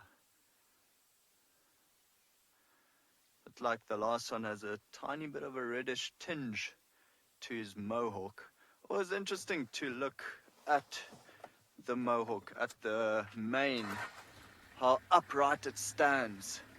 I think you would have noticed with all those zebra, oh, they're leaving now, going to thicker vegetation, so I think we'll let them be. But all of them look rather bloated. So with the grass that they eat, it releases quite a bit of gas. So they do seem to look rather fat. So it's always quite tough to tell whether a zebra is healthy or sick. But the one thing you do look for is just the mane.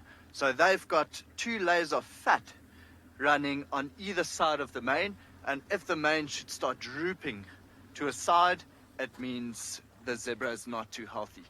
These were incredibly healthy. So earlier on, when we lost you guys for a rather long time, oh, nice little spider web there, we lost service completely. I think due to the weather, it's also a little bit tough. But me and Marcel went up north to andBeyond Ngala airstrip and found a different pack of wild dogs. There were 17 of them in total. So what we tried to do is film quite a nice little sequence of them playing around.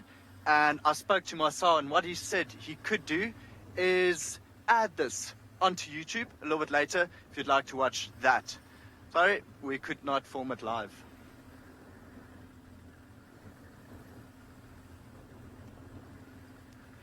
For now, we are heading straight east again, and then we'll turn back south, onwards down to the river. Luckily, majority of you got to see the wild dogs.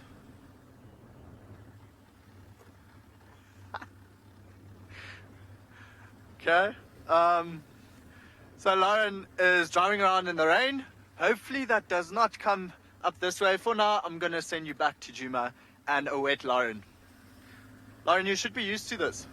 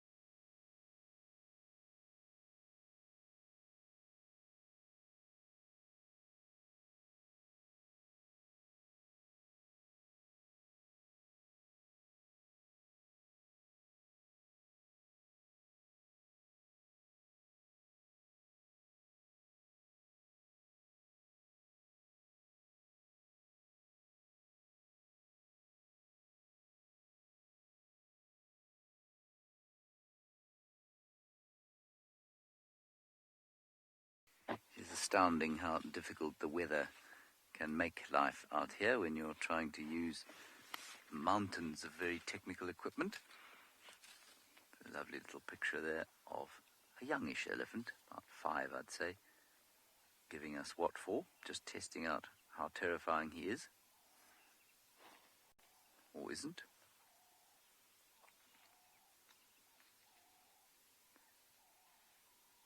We are getting a few spots of rain where we are.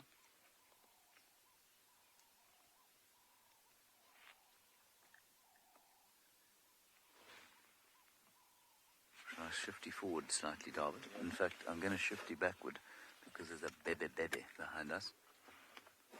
Although, I'm not sure it will stand.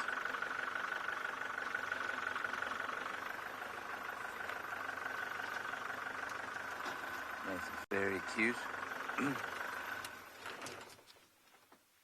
No? She's now hiding behind this large gardenia bush. Yeah, I got those comms, thank you. Lauren is running for home because it's raining, so she's going to put the roof on her car. Which probably means, David, that you and I are going to get wet. You think we should go? You're worried about the equipment? Okay, we're going to just start making our way slowly towards home. This vehicle doesn't have rainproofing, as I said.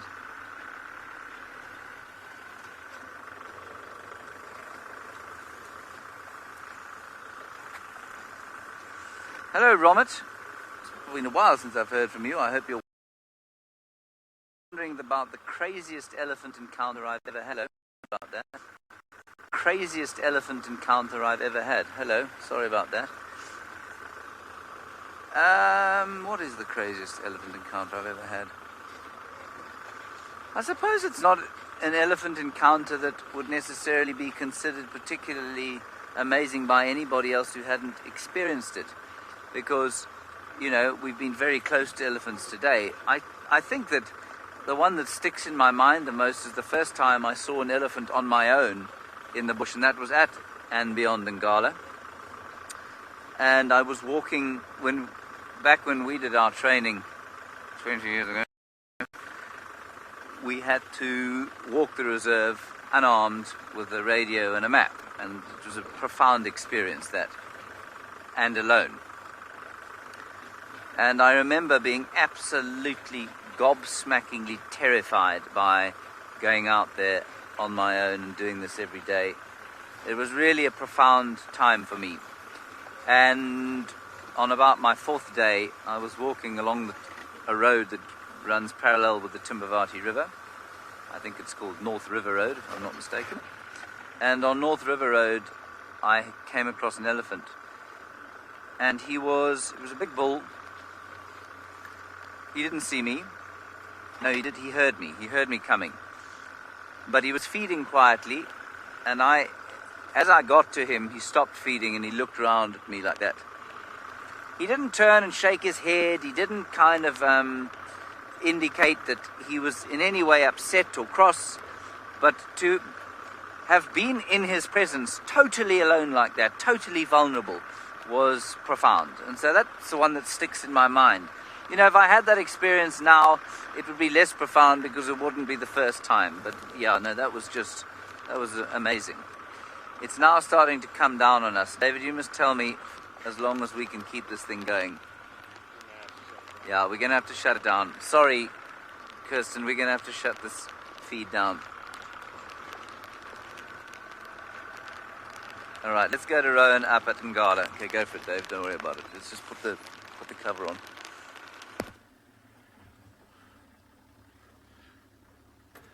Well, we're lucky we're not getting wet yet.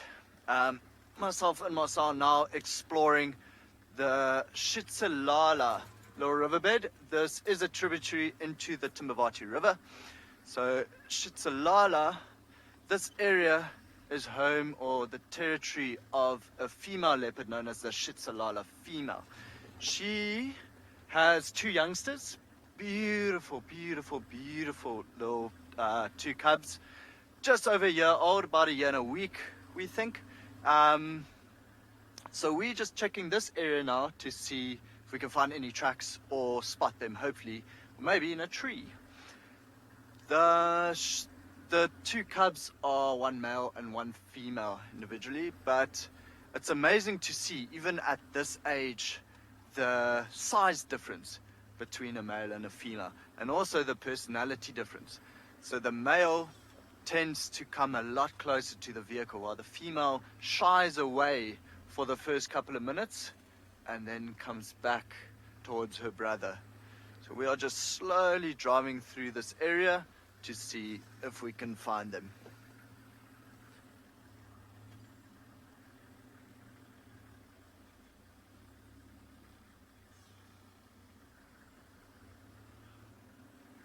Ryan, a very good question.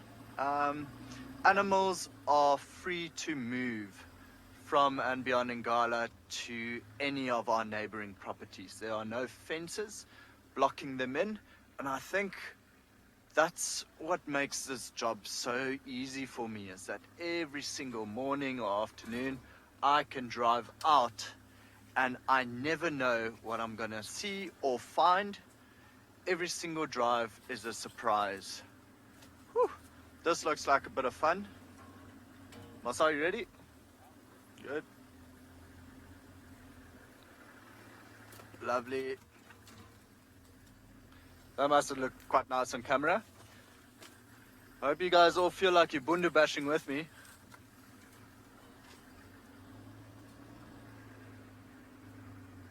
Still no sign, no tracks.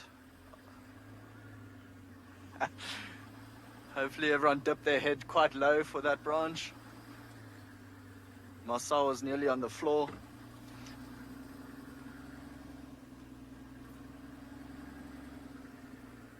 Just so you know, I don't always make fun of Marcel. I give him 2 days off every now and then. So JF asked, why isn't the river flowing?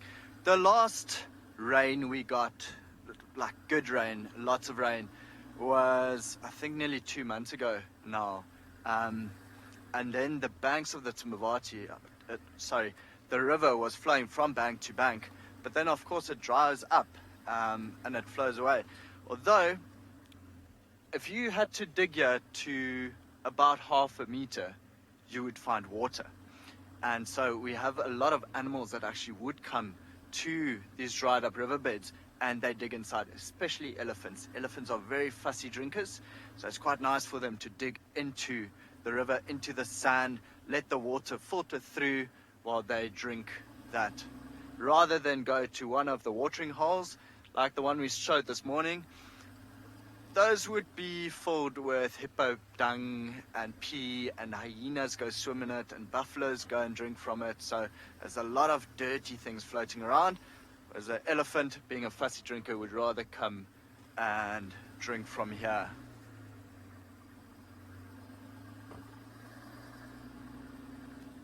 Oh, there's a lot of spider webs as well while driving around. It's quite interesting. Luckily, we haven't hit one of those very big golden orb web spiders. Are you scared of spiders, Marcel? Marcel says he's not scared of spiders, so we can actually hit one of those big golden orb web spiders. We'll try not to, we'll try avoid it. It takes quite a while for them to build such a big web. I'll point one out when I see one. So Kirst just secretly told us that Marcel is actually petrified of spiders.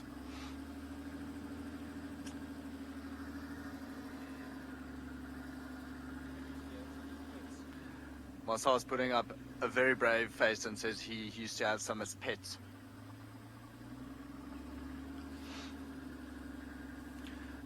Amanda just asked what would be the craziest animal encounter I've ever had. Amanda, it's tough to say, because every single time we encounter animals, it's very unique. But there's definitely, I'm a photographer, so for me to be able to photograph something absolutely amazing, it sticks in my mind. And we have a female leopard in the east called Ngala. Ngala, the one day, was around the old airstrip further east from where we are now. And I remember one of the other rangers found a cheetah, and the cheetah was moving east. And so we went to the cheetah, and cheetah, aware, quite relaxed with the vehicle, but you could see they don't walk with a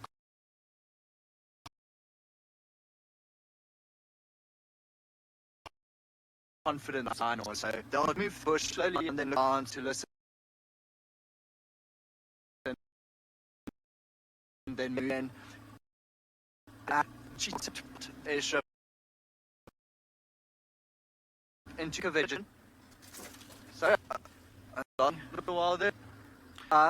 So the southern side. Okay, I think we're back now, hopefully. So the cheetah walked past the southern side of the old airship, and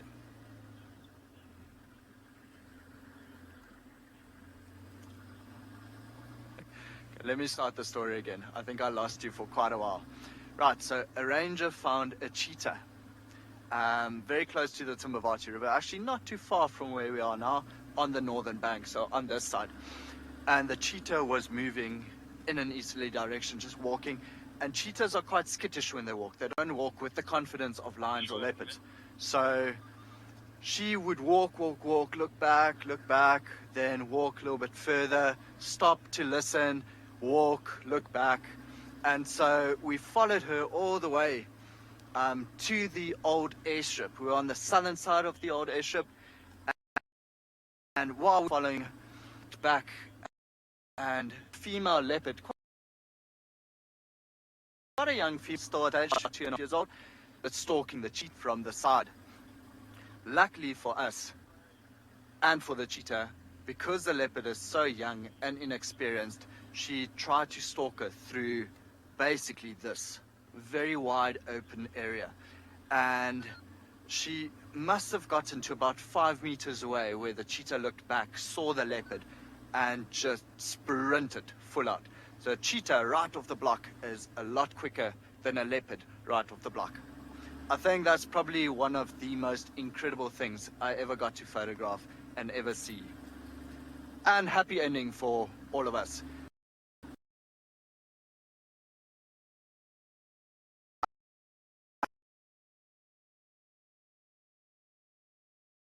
I don't think my heart was beating so much I could not even talk to the people on my vehicle. Not that anyone wanted, but going on, it's shred and all of that silence. Oh man, listen.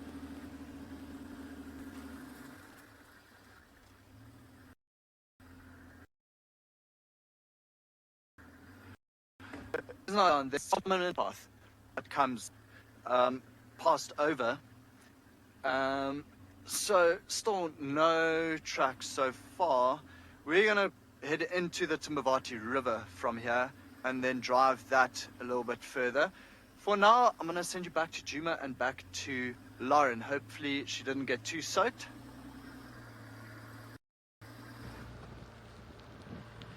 Oh, I'm soaked, Rowan. If any of you wonder what a wet Scottish safari guide looks like, this is it. Yes, we've got our rain roof on.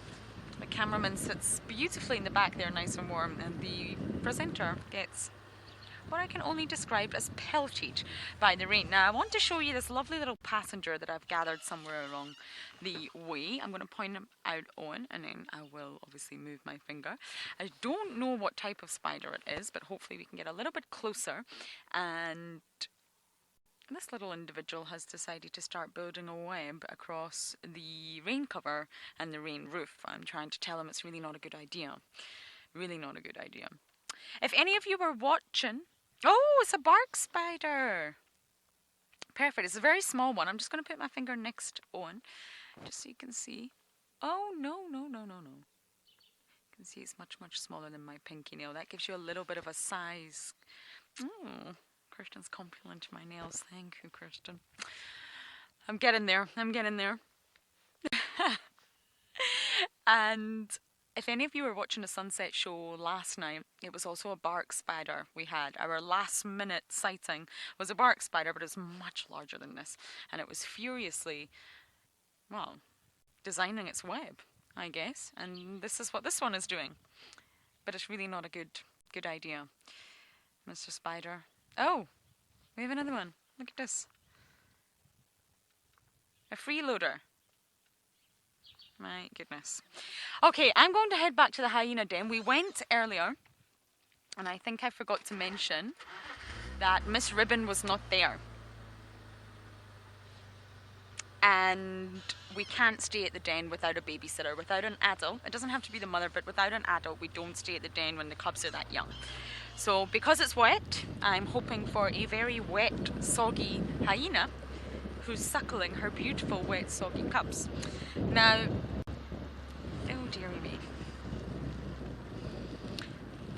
I can't possibly be any wetter, so we'll just go with it. If you think a wet dog smells bad, you should try a wet hyena. Delightful.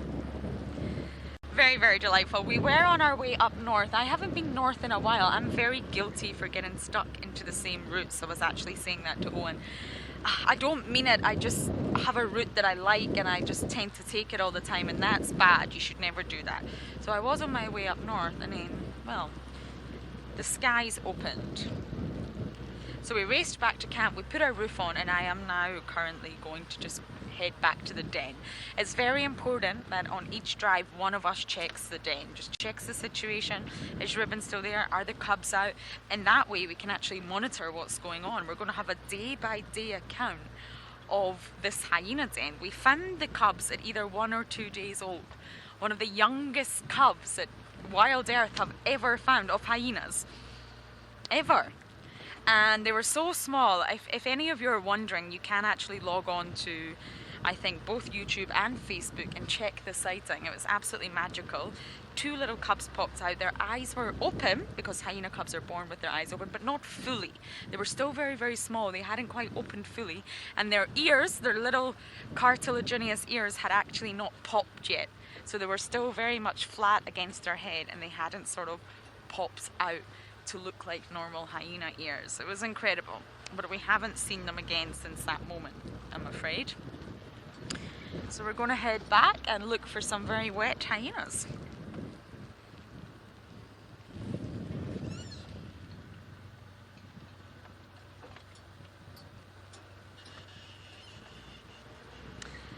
Lola man, you're asking why can we not go to the den if there's no adults there? It's actually a rule that's been in place in this area for quite some time, and basically, I see the tracks that James had this morning. Hello Mr. Lion, who is no longer on the property. Lovely tracks.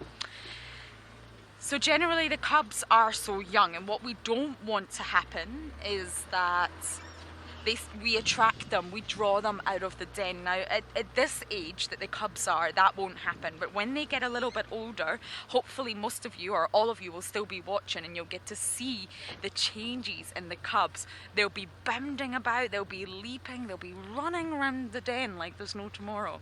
Very naughty, full of energy, and we don't want the presence of a vehicle to draw them out. Normally hyena cubs come out at mother's call.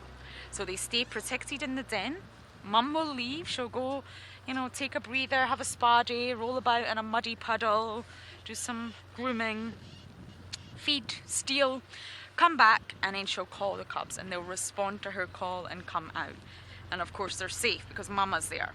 But what we don't want to happen is for the cubs, because they are quite habituated to vehicles, to come out at the sound of our vehicle, and Mama's not there to protect them. So I hope that makes sense, and it's just a rule that we have in place here.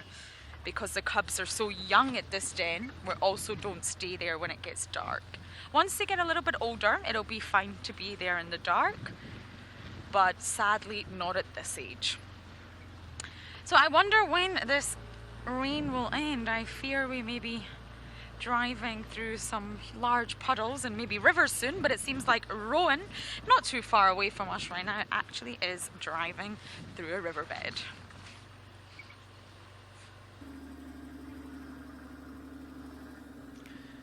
We're still nice and dry, driving in the Timbavati River now, as you can see, much larger expanse. I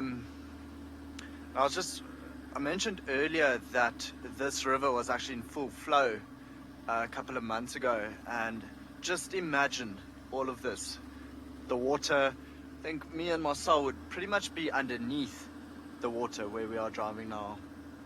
It was just gorgeous. Also driving still rather slow, looking for any interesting tracks anywhere.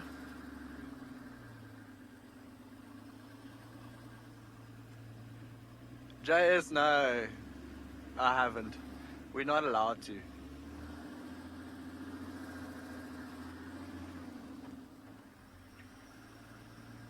Oh, there's an elephant on the bank. It's like a young bull.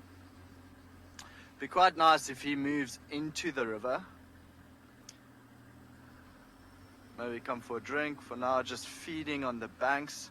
As you can imagine, the grass should be rather sweet on the banks of the river just because there's so much water available here.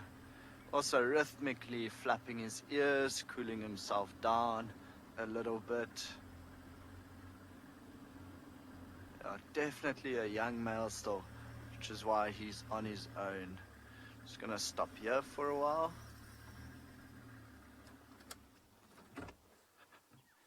See how he's actually sniffing out the grass that he's picking. His eyes are open, not too much.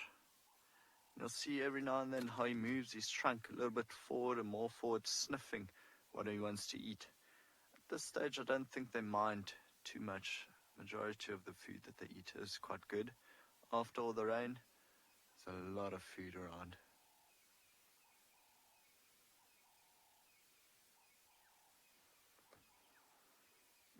Flap of the ears.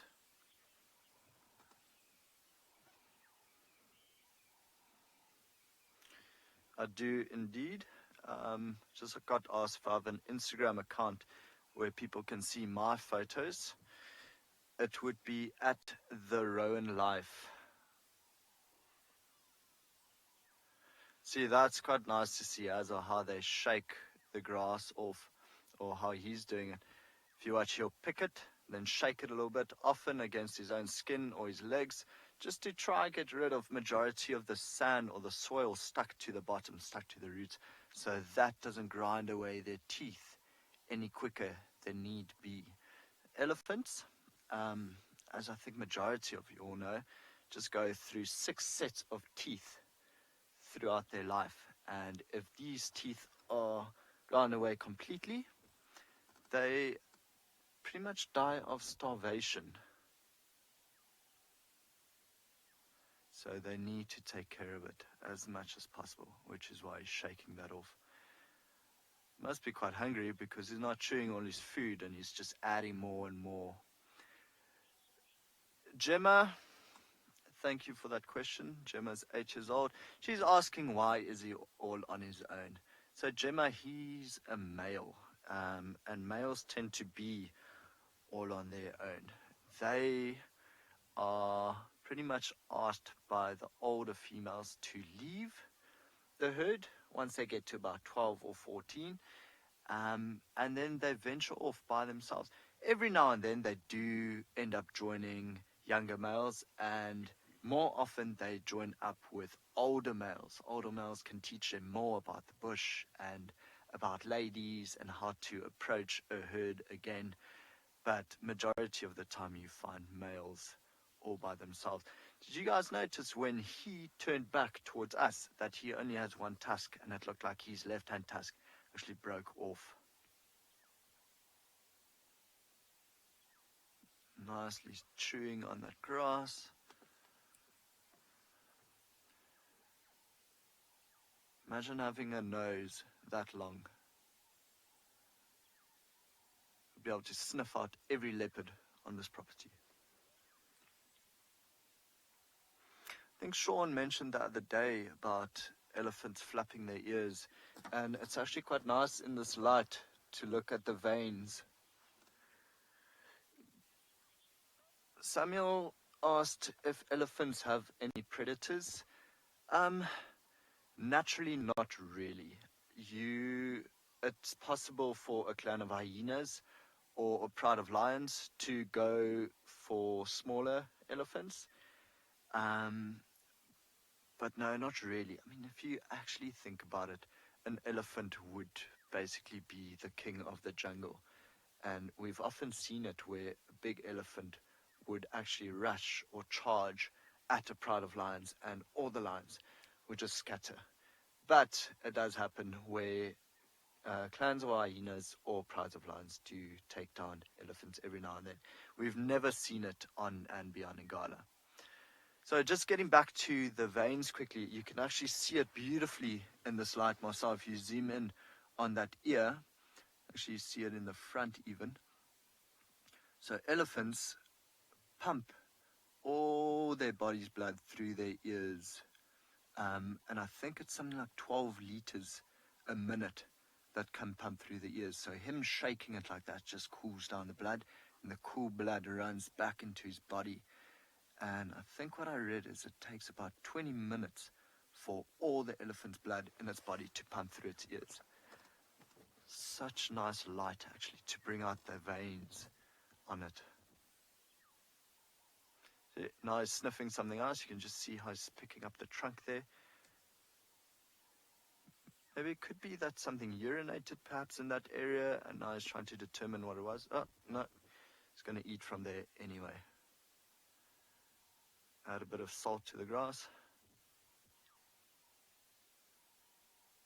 It's always quite funny to watch them feed, how they can't chew their food properly before they put the next mouthful in. Sean eats a bit like this. He takes a bite, and then before chewing all of it, he'll put the next mouthful of food in his mouth. I saw it last night with the stir fry that he cooked for us. Oh, okay, well, that's nice. Sean does not do that while he's eating, thankfully.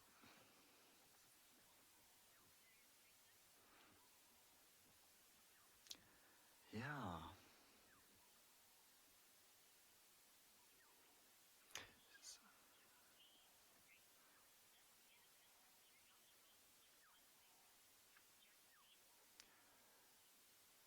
So Jacqueline asked whether an elephant has two nostrils or just one big one. So Jacqueline, it's actually, I wish I could show you this. I'm going to go a little bit forward.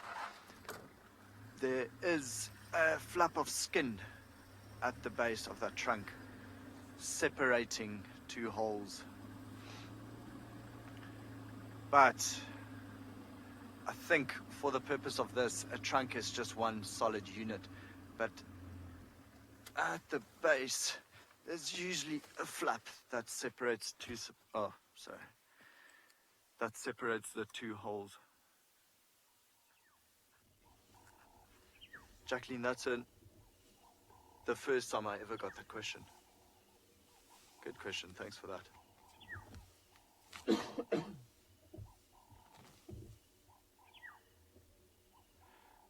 Also trying to see the tip of the trunk now. Just sniff towards us.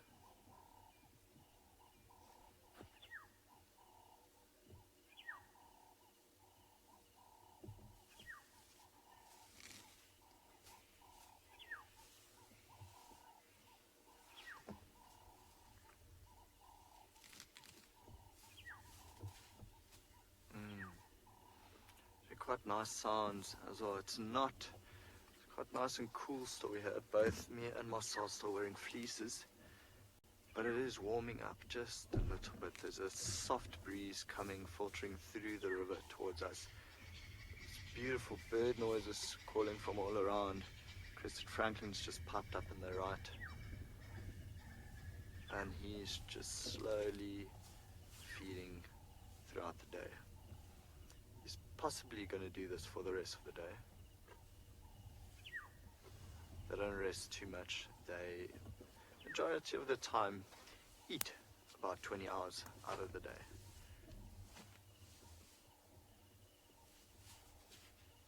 He is loving this. You can see no stress in the world.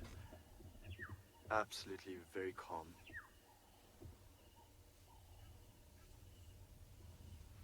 Still thinking about the nostril of an elephant.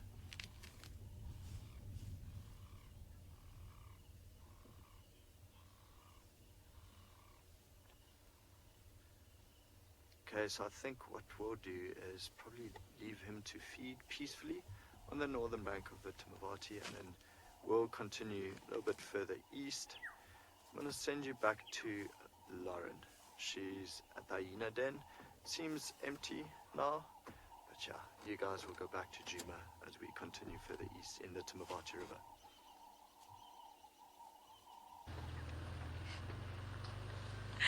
Yes, the hyena den was, of course, empty. I've just stopped to pick something up off the road and now I can't find it. What did you do with that, Lauren? Oh, it's here. Yeah.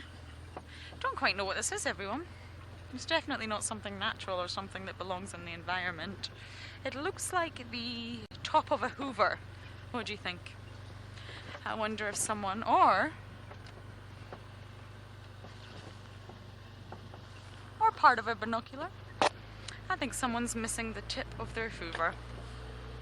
I don't know why anyone would be hoovering out here, but that's what it looks like to me. Okay. A lot of the animals hide in weather like this, as I would love to.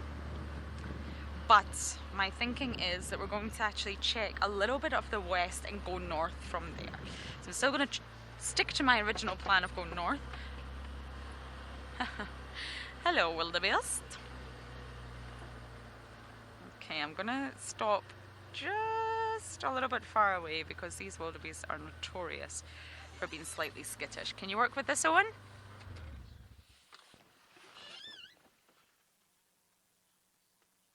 Gabriel, age 7, fantastic question. Unfortunately, we can't name all the animals in the park. Now, this wildebeest is lovely. I think he's a territorial male who's refusing to give us a look at his face right now. Hello. No, he is not loving the weather at all, Gabriel. But yes, we do name the animals that we can identify. So this wildebeest Oh, hello. Oh, another one. Oh, another one. What's going on? Why is everybody running? This is interesting. I think I might need to go ahead and just see why everyone's running. But yes, if we can individually identify the animal, then we name it. And it's not us that do the naming, but all of the leopards, lions, wild dog packs, hyenas have names. Some of the elephant herds, or the individual elephants that we can recognize, if maybe they have a torn ear or a wonky tusk or a missing tusk and we can recognize them, then we will give them a name. But unfortunately, all the impala and all the wildebeest look the same, and that means we can't give them names. Some of our animals, like my favorite, Mr. Tingana, a leopard that I am dying to show you all.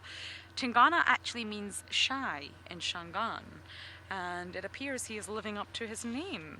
We haven't seen him in quite a while, but he's my absolute favorite, and I'm really hoping to show you him one day soon. He's got hundreds of nicknames. We like giving the animals nicknames. It might sound silly, but we sit with the animals, Gabriel, for a very long time. All day, every day. Sometimes 8 hours we sit with a sleeping leopard. Yes, you learn all parts of their anatomy that way, and you learn to recognize them, and of course you develop nicknames for them. But sadly, we can't name all the dung beetles, or the terrapins, or the tortoises. But the ones we can, we do. And we've got some beautiful, beautiful names for the animals out here.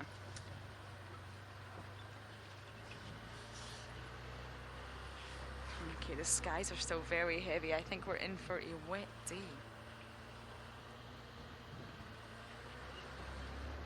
Aha! So it seems like I'm not the only one who's drying off. The other team have dried off too, and they're out and about.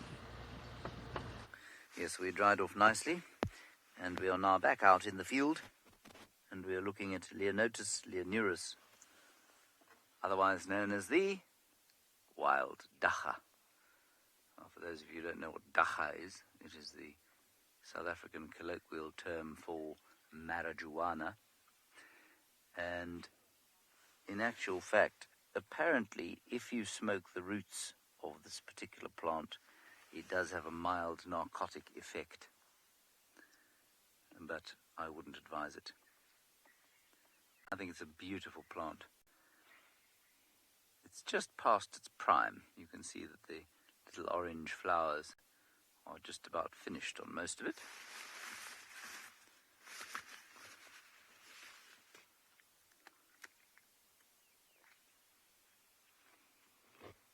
Feels like the rain's finished, but I might be wrong.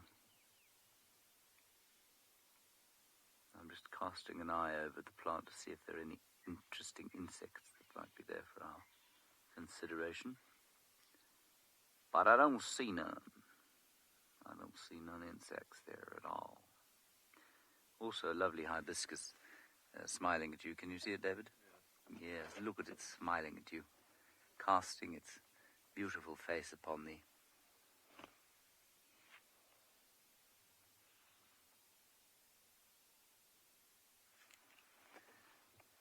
Now, I'm just trying to decide where I think we should go, whether we should go back to those elephants or up to the north and see if there isn't a cat around there. I think we'll probably go up to the north.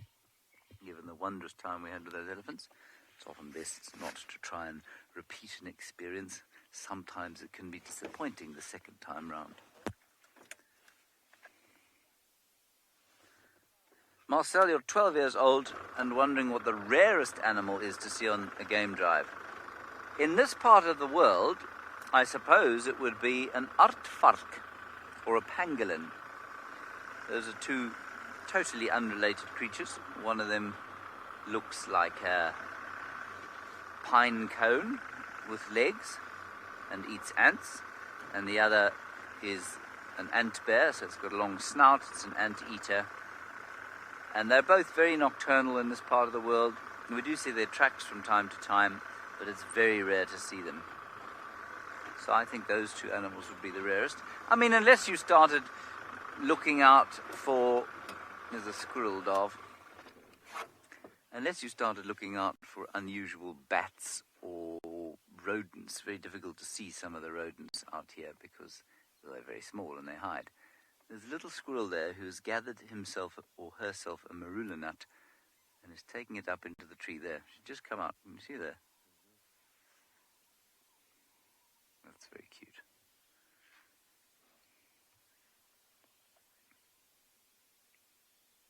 Isn't that sweet?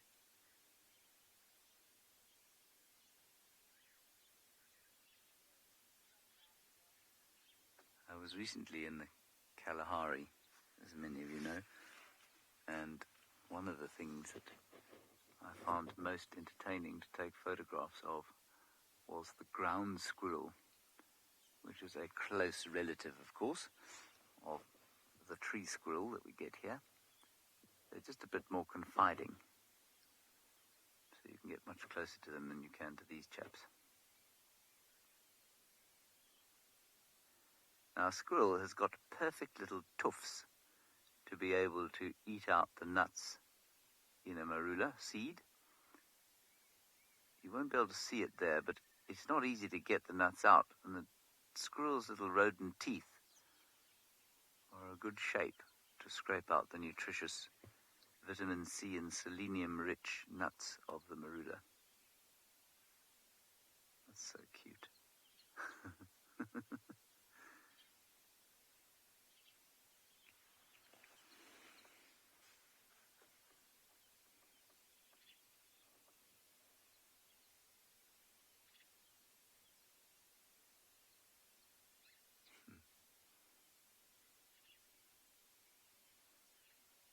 You don't often think of squirrels as being rodents. One thinks of them as being, I suppose, some other kind of family. You don't consider them being related to rats, but they are.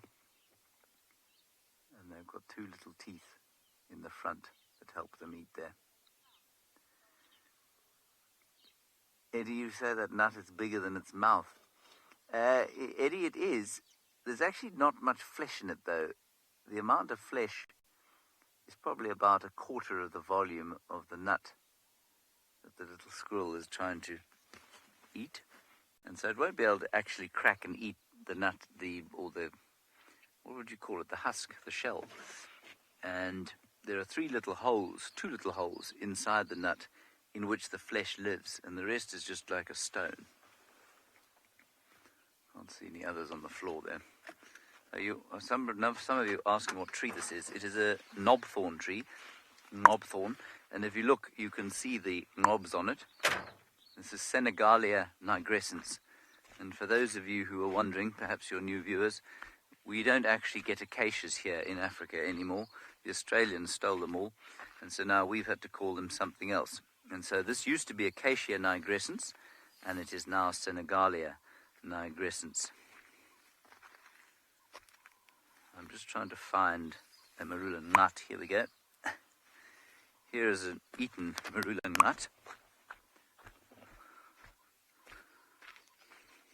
This is a strange... Oh no, there's still some more flesh in there. So basically what the squirrel's doing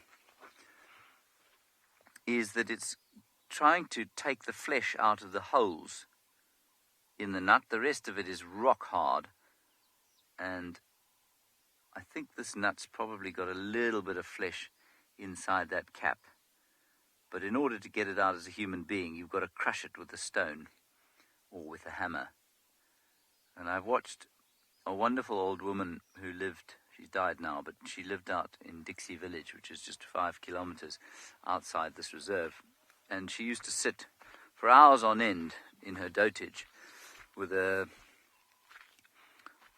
I suppose you'd call it an anvil, sitting next to her, fashioned out of a stone, and then another perfectly weighted and shaped stone, and she'd just sit for hours crushing these nuts with one crack. She was so practiced, and they'd break open, the flesh would come out, and she'd clear them. It would take somebody like me about, I don't know, 6 or 7 bashes and most of my thumb to get the nut out of one nut, or the flesh out of one nut. Many of you complimenting my socks, obviously sarcastically, because they are bright blue. There they are. I think they complement my chicken leg quite impressively.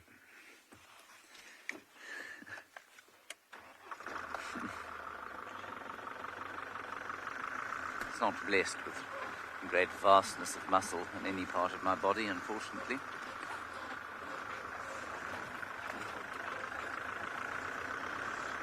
Now we shall head towards the north and see if we can find a cat. While we try to find a cat, let's go back to Rowan, who is still in the Timbavati River at and beyond Ngala. I hope you enjoy James's socks. Hopefully those don't get stolen along with his running shoes by Ribbon. We are still driving, well now we are driving along the northern bank of the Timbavati River. So this road actually bends with it. It's quite a lovely road to drive, very, very thick, dense vegetation. Good area to look for leopard, which is exactly what we are doing now. This is Ngala female's territory. She has one youngster with her, also about a year old now. But here we would also be able to find Makoti male, other young male we saw the other day, or both of their fathers would be the Tambuti male, large male leopard that is territorial around here. Some crested francolin running in front of the vehicle, also a bit hesitant to go off because the grass is so long and you just don't know what's waiting on the other side of the grass. Slow down just a little bit. Go left, no, go right. Go straight.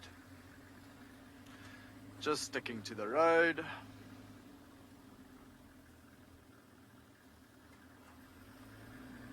It's actually amazing the speed they can reach with those tiny little legs. Marcel calls them little sprinters.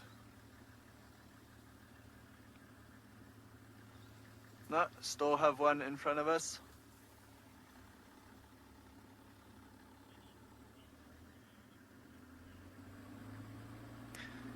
Casper's asked if we have a lot of Ngala on andBeyond Ngala. That's a nice question, hey? It has a ring to it. And actually majority of our Ngala are centered around this area. I wouldn't say a lot. I think if you had to go to andBeyond Pinda on the east coast in KwaZulu-Natal of South Africa, you would see a lot more Ngala, but not really here. Although very possible that when we are driving here, we might see some. They tend to come into the tented camp quite often, which is not too far from where we are now. So keep watching. We might just find an Ngala. I think that was James's favorite antelope, if I'm not mistaken. Heard him say the other day. They are stunning though, especially the big males. The dark colors with the white stripes down the side. Gorgeous antelope. I think my favorite would be a kudu, especially a kudu bull. Also the spiraled horns, but much larger, and also the stripes down the side. In South Africa, we also find roan antelope, spot exactly the same as my name, and I have never seen one. Marcel's not impressed with that. My name does not come from. My name does not come from the antelope species. I think last time I asked my mom, she said I am renamed after a rowan tree. I think she nearly. Mom, if you're watching, please listen to this. She nearly called me Raoul. So as you can imagine, me growing up in an Afrikaans school with the name of Raoul, I don't think I would have survived. So thank you, Dad, for convincing Mom not to name your little boy Raoul.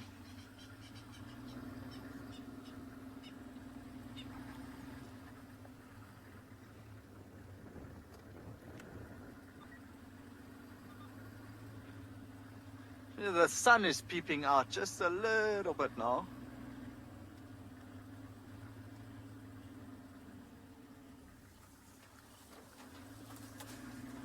James Richard, thank you for commenting. I would love to see Tambuti Tom as well. It's been a long time. We saw his tracks about 3 days ago coming into this area. With this though, it's very important to mention, it's quite a tough animal to track, a territorial male leopard, specifically in these areas, because we have around about 250 kilometers of road that covers 14,700 hectares, that is andBeyond Ngala. So tracking is a vital part of what we do. And even Richard Causa, he's a very well-known tracker at andBeyond Ngala, and he actually works with me at this stage, will often look down, look back at me and say, Tambuti Tom. He has a very, very deep voice. I can't actually do it. Might have sounded silly there on camera. Anyway, he would just look down and say, Tambuti Tom, and then shake his head. Not often, but every now and then. But James, I agree. Wow, if we could find him, that would be phenomenal. Stunning leopard. Really, really good looking. Very long spots above his eyes. He's got quite an interesting story. When I saw him the first time, he was just south of Clara Dam, and we found a pack of our dogs. They killed a waterbuck, and while they were devouring the waterbuck, one dog gave off a bark. So wild dogs don't really bark often, just as a warning. And then the entire pack just split up. And then this big male leopard came charging in, took the waterbuck, and he went up a combretum tree, or bush willow. Not the best leopard tree as you would imagine it to be. But anyway, he stood there with the waterbuck in his mouth, trying to balance with the pack of dogs right below him, and he was just snarling at us, snarling at the dogs, and also trying to keep the waterbuck in his mouth. So he won that battle, kept the waterbuck, wild dogs moved off, and eventually the next morning when we came back, we could not park closer than 50 meters away from this leopard. He would just not let us come closer. So every single time we got a little bit too close, he would just disappear into thick vegetation. And you guys know how well a leopard can disappear into the bush. So ever since then, we've been seeing him more and more and more. And finally now, he is definitely more habituated to the vehicle. However, I must mention that if you do find him on foot, every now and then it's a little bit tough to track him again with the vehicle, find him again with the vehicle. So where I am now is a beautiful view of the river on the right. Now I'm just keeping a lookout here for any sign of maybe the Birmingham Pride or even a leopard here.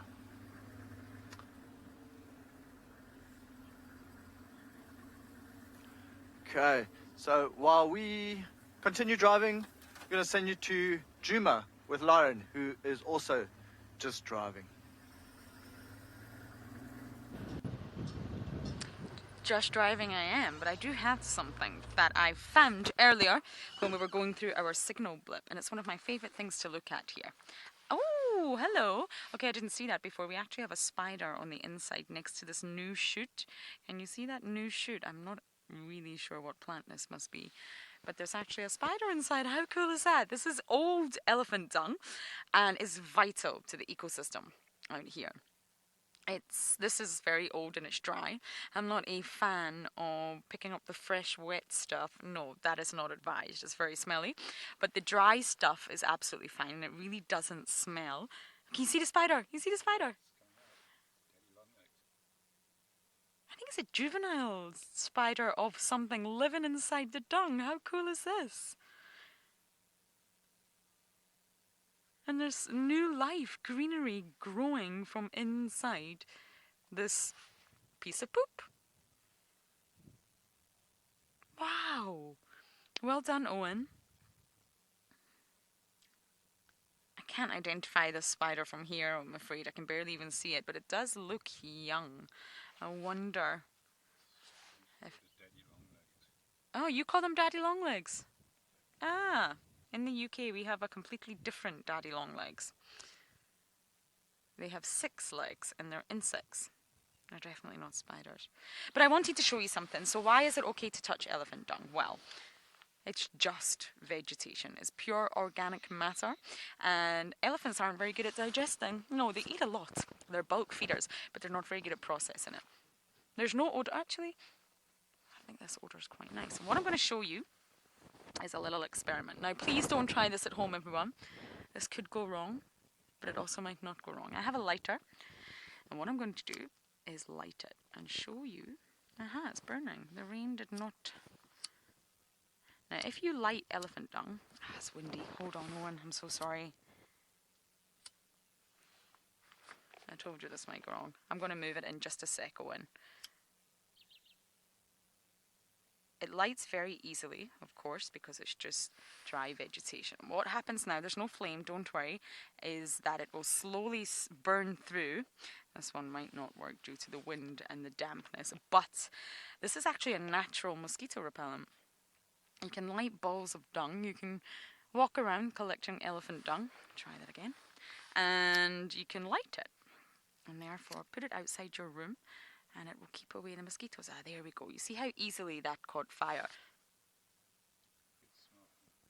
Oh, I love it. I love that smell. I probably shouldn't. I don't think it's very good for you, but there you go. You see the smoke? Essentially, that's what I'm trying to get to. It does work. It's a great method, but of course, it's been raining and there's lots of wind. But you see that? It will just slowly, slowly burn all the way through the dung and keep away the nasty mosquitoes.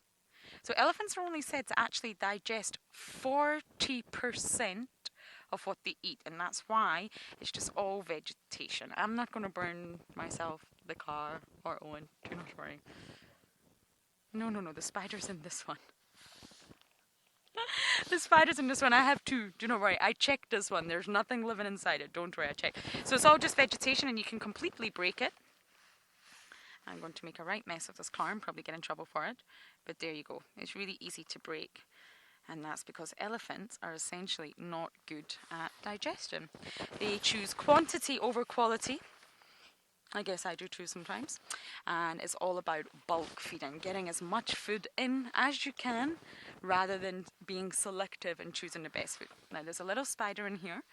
So I am just going to put you back down on the ground. Hello.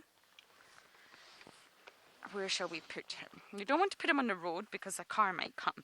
So we are going to put you right next to this beautiful Wolferia indica and get back on the car.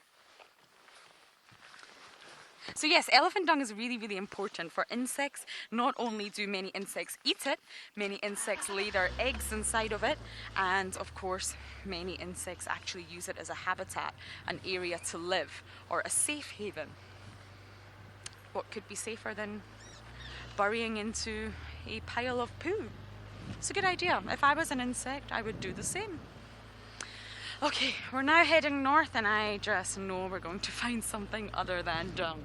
And while I do that, we are going to send you back across to James, who is also doing what he does best, driving. I am on my way to the northeastern corner, to a place called Buffelshoek Dam, which means Buffalo Corner Dam.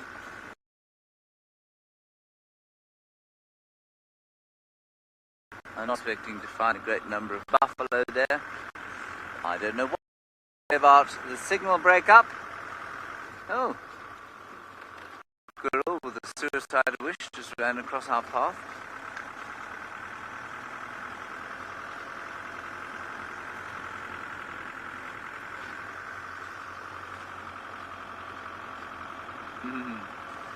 Hello, Amy. You're wondering what happens if we get lost. Well, then I suppose we'd have to camp out and hope somebody found us, Amy. But in actual fact, it's quite difficult to get completely lost out here. It's a little bit easier at andBeyond Ngala because it's 15,000 hectares and there are very few roads there. And on a day like today, when you can't see the sun, it is possible to get lost in a place like that, especially if you're off a road. But all you do then is you walk or drive in a straight line until you hit a road, and the chances are, if you know the area relatively well, you'll be able to figure out where you are, dependent on the road. On this reserve, once you've been driving around it for a couple of weeks, it's pretty difficult to get lost because it becomes familiar very quickly. But you can get lost. And the best thing to do if you get lost in a wilderness area is to sit tight, especially if you think that perhaps somebody might be traveling on that road. What you don't want to do is get out of a car and start walking and hoping that you might find someone or something, because then you really can get yourself into danger. A car is always a good place to be. Okay, we're losing signal. We're going to go to the waterhole over here. Lauren's got an elephant.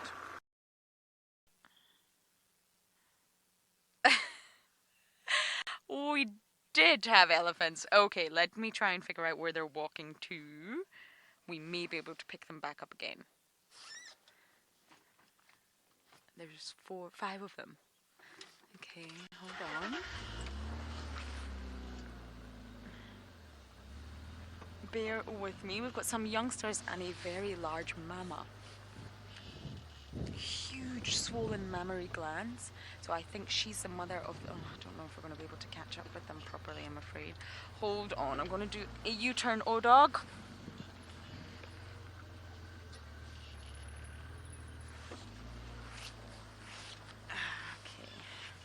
I always try to predict the animal's trajectory. It's not easy, we can see them, but obviously we don't want to interfere with their route or block their path. That's one thing you must never do with elephants, is put yourself in their way. Okay.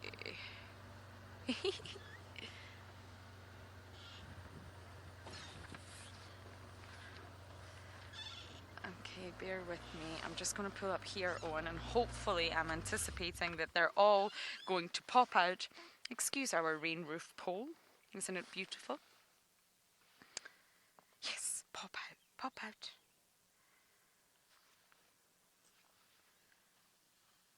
That's beautiful. I think there's only 5 of them, or is it 6?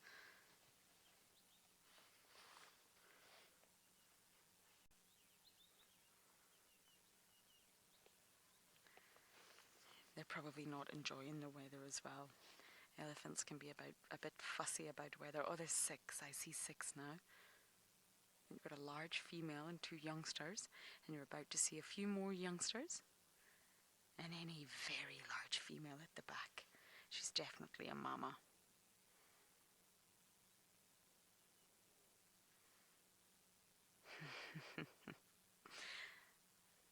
Isn't that lovely? We find elephant dung, and then we find the elephants. Beautiful.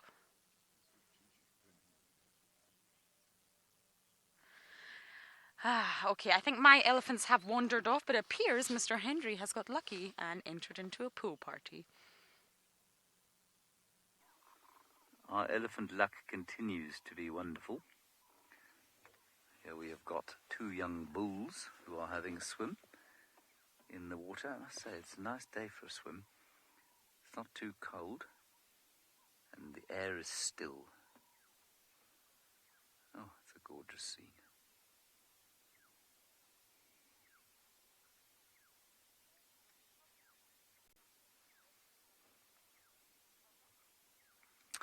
Copper, in theory, elephants don't ever stop reproducing until they die. So, in theory, they can keep going until they die. They don't experience menopause, and the bulls seem to be more and more popular with the ladies until the day that they pop their clogs. But you'll probably find that there's a slight tailing off of their fertility towards the end of life.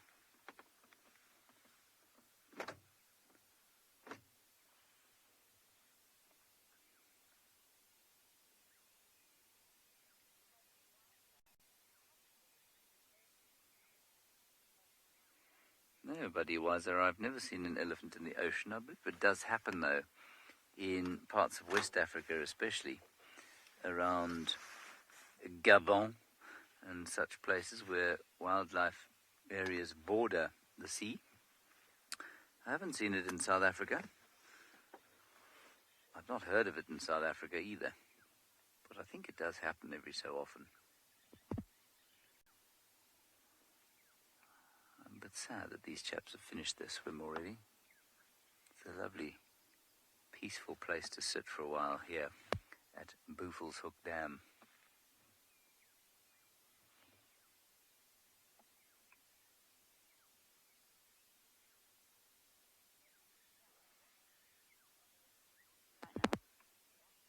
Jack, those nests are the nests of the red-billed buffalo weavers. If we're looking at the same thing, are they, Dave? Yes.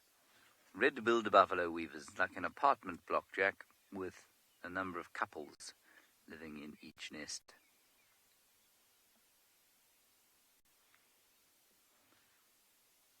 They're just throwing a bit of mud on themselves, those elephants. Let me just move to the end of the dam wall here.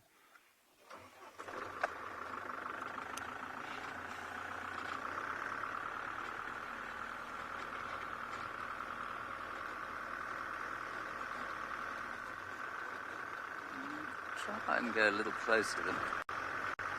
Just don't want to disturb their peaceful morning with the smell and sound of this belching vehicle.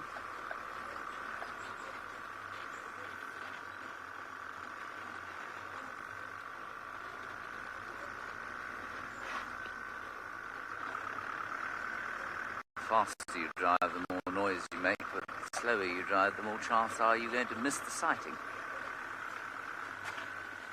There we go.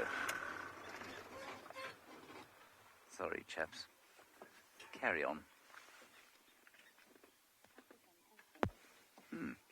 Mark, Asian and African elephants are very different when you see them next to each other. Superficially, what you can see with an Asian elephant is much smaller ears. The cows do not have tusks, so only the bulls have got tusks. They are smaller, and their trunks, if you look at the end of an Asian elephant's trunk, it's only got one of those prehensile fingers, whereas an elephant has 2, one on the top and one on the bottom. But if you saw them next to each other, you'd never be able to confuse them.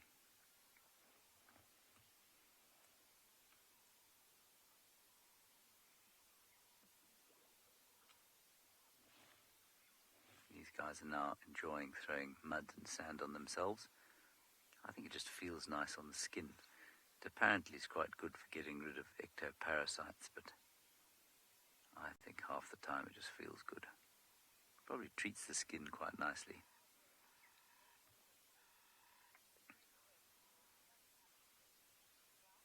Thank you, Flark. You say WildEarth is one of the best things you've ever seen on YouTube. I'm glad you're enjoying it. We certainly enjoy being here with you.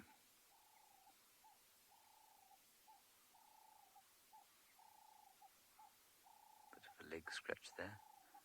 I'm sure you can hear the dove calling above my head.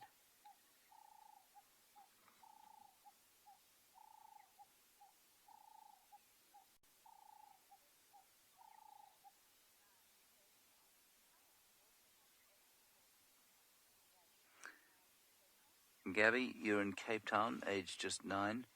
I hope the wind isn't blowing today in Cape Town. It probably is. An elephant could probably hold about 5 litres, 4 to 5 litres in its trunk. So that's quite a lot of water. It's like 4 or 5 milk boxes in one trunk.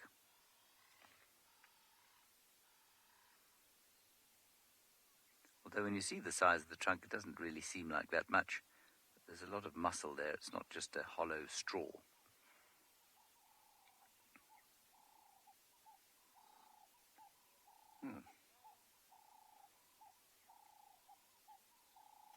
He's having a great time with the dirt here. Alrighty, I'm going to sit with this elephant for a little bit longer while you go back up north to andBeyond Ngala, where Rowan is doing some driving. So, while James is enjoying his elephant, we are going back to Clara Dam to go see if maybe the mommy grebe has fetched her small, littler grebe and taking it for diving lessons. So maybe in about 3 or so minutes, we'll be there. On the way, I know Sean and Andre are looking around this area, looking for any tracks or sign of the Birmingham Pride. Just trying to get my vehicle out of low range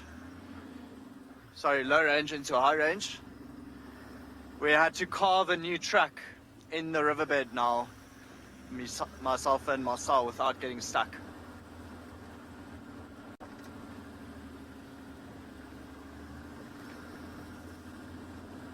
Katie,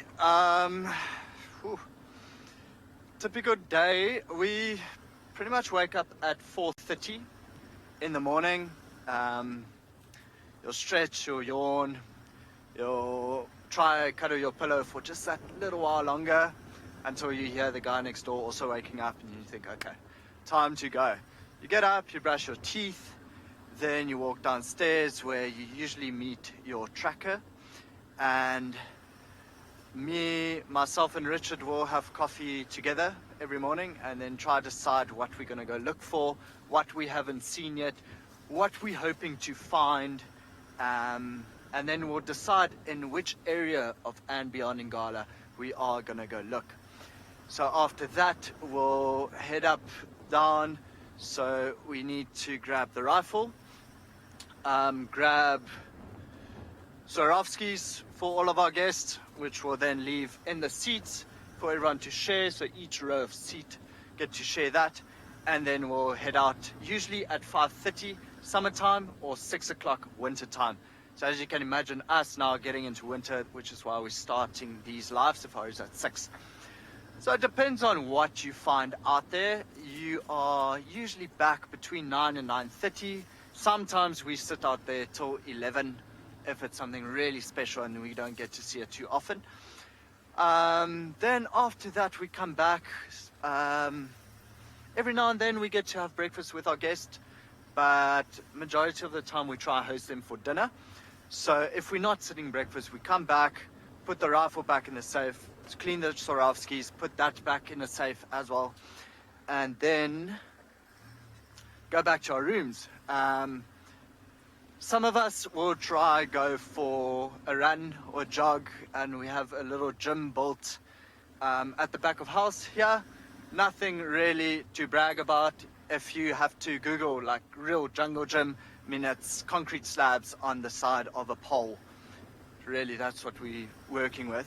But yeah, try exercise a little bit. Then we usually meet for lunch. All of our guides will have it together, and we get ready for afternoon game drive again, usually at 3 o'clock. Meet the guests at 3:30, and we are out till about 6:30 or 7. At that time we come back, either we have a quick drink with our guests or we have dinner with them, depending on what day it is. And then straight to bed. And we love our beds. After a day like that, we get to spend the entire day in the sun. It is just the best feeling lying down in bed at night. Thanks, Katie, for that question. Here we are back at Clara Dam. Let's see if we can spot, can already see some little grebes. Not the baby one I'm looking for just yet. Some white-faced whistling duck. On the other side, there's an elephant drinking. There's an elephant on the other bank also, just walking away, a larger one. I think I'm gonna go a little bit forward and get myself to try focus on the, two elephants drinking. Sorry, the one is a little bit smaller than the other. There might even be more. 3, maybe? No, only 2. Marsha, I am not going to lie to you. I love my lifestyle. I think what we are able to do, the things we are able to see, being out in nature every single day is basically the lifestyle choice I made for myself, and I do not regret it at all. I love what I do, and just being able to experience things like this every single day is phenomenal. It is really just great. So at the moment I can see 4 elephants. One is on the other side, on the eastern bank, and then where we are focused now with the 2 drinking, there's going to be a 3rd one coming out rather soon. Come for a drink. I'm still searching for the little grebe chick, and yet no luck. So see the hippo has gone all the way to the northern bank. Here's a 3rd elephant coming out. Sonika has asked how we can tell an elephant age. So Sonika, the easiest way for me always is to look at the, first of all, size of the elephant, but also the indentations on the temple. So you can see the one coming forward is a slight bit bigger than the others. There's also a male.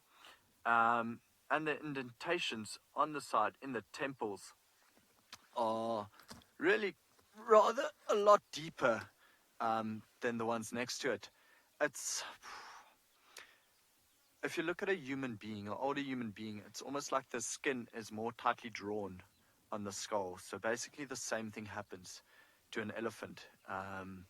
So you'll be able to notice the cheekbones on an older human more than you would on a younger human. And so elephants also, the skin draws tighter, the indentations in the temples are deeper.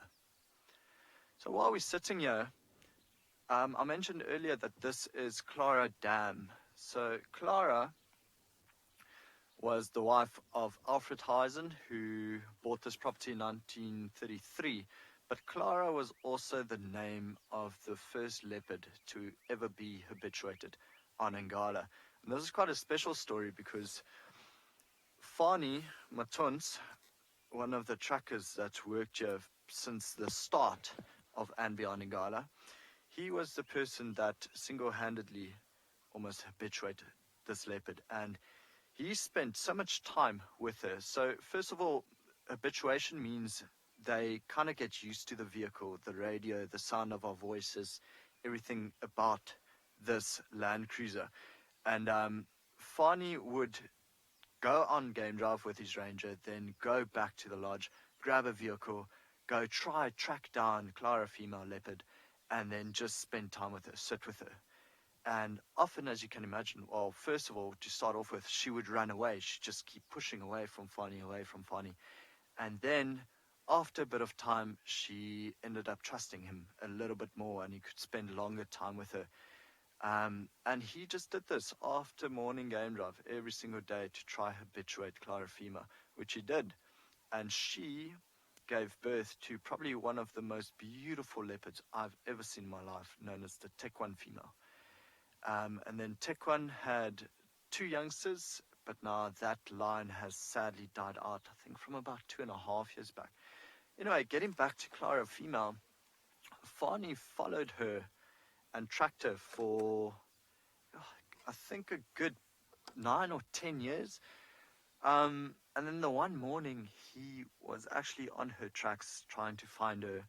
And while he was following this, there was also tracks of a lioness on top of Clara female's tracks. And sadly, Fani came across her body, and she got killed by this lioness. So what he then did is he drove back to the lodge with the ranger and the guests, then came back after game drive, picked up Clara female's body, put it in a refuse bag, and dug a hole very close to one of our main roads here that leads from the one camp to the other. Dug a hole on the side of the road, and buried her underneath a marula tree.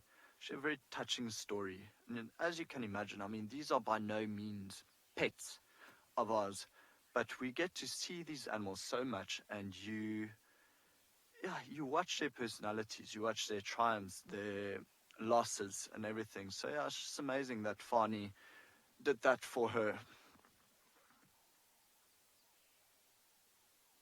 I can still not spot this baby grebe or the little grebe chick. Okay, so the elephants seem to be done drinking. Gonna send you back to Lauren, who found Ngala. Remember earlier someone asked me about Ngala, and now she managed to find some for you guys. I've managed to find the whole family.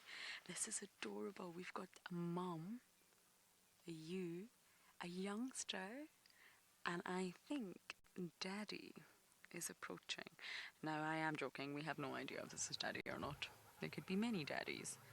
But I see a male. So we have 3 different sort of Ngalas here. And you can see that they will have the greatest sexual dimorphism of all the antelope. I'm really hoping this male pops out soon so you can see the difference between male and female is striking. He's behind the pole. Just, I think I'm going to maybe risk turning my engine on. What do you think? It's a big risk. Normally when there's a youngster involved, they can be quite flighty. Oh, it's adorable. Okay, I'm going to try it on just so we can see the male. He's right here. No, it's okay, it's okay. It's just us. How's that for you, Owen?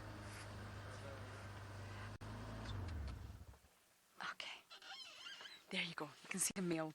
The males are so different from the females. It almost looks like they're different species, and they're not. They're the exact same.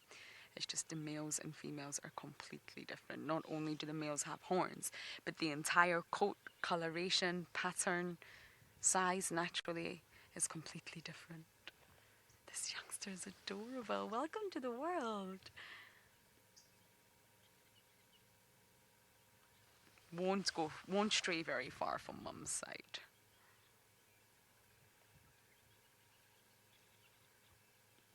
And the sort of long shaggy coat of the males, I'm really, really hoping we get a good view of it soon. We haven't just now. It's said to be almost like a lion's mane. And what I mean by that is it's for sexual selection. So a long shaggy coat out here in the African bush is really not ideal, especially when it's hot and it's summer. So the long coat is sort of said to be the Ngala's way of saying to the ladies, hey ladies, check me out. It's hot, it's sticky, and I've got a long shaggy coat and I'm magnificent and Rowan, you are age 14 and you're asking what is the lifespan of an Ngala. It's on average around 15 years. Now, the females are said to outlive the males because Ngalas can actually be very, very aggressive and they do fight with one another.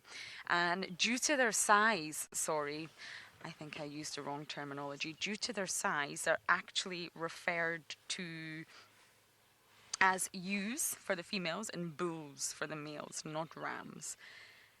And the males will fight. They will use their horns and they can actually fight to death which is rather sad to think about. So the females do outlive the males, but all in all, on average, Nyalas are said to live around 15 years, Rowan. And they're really gorgeous antelopes. I always struggle to think which one I like best. I love the female Nyalas. And antelopes in the summer are aware that the grass is so long that they have to be really careful because they might never figure out what is sneaking up on them. And that's why they're nervous. That's why they're constantly alert. A leopard could quite easily sneak up on these Nyalas and they would never know.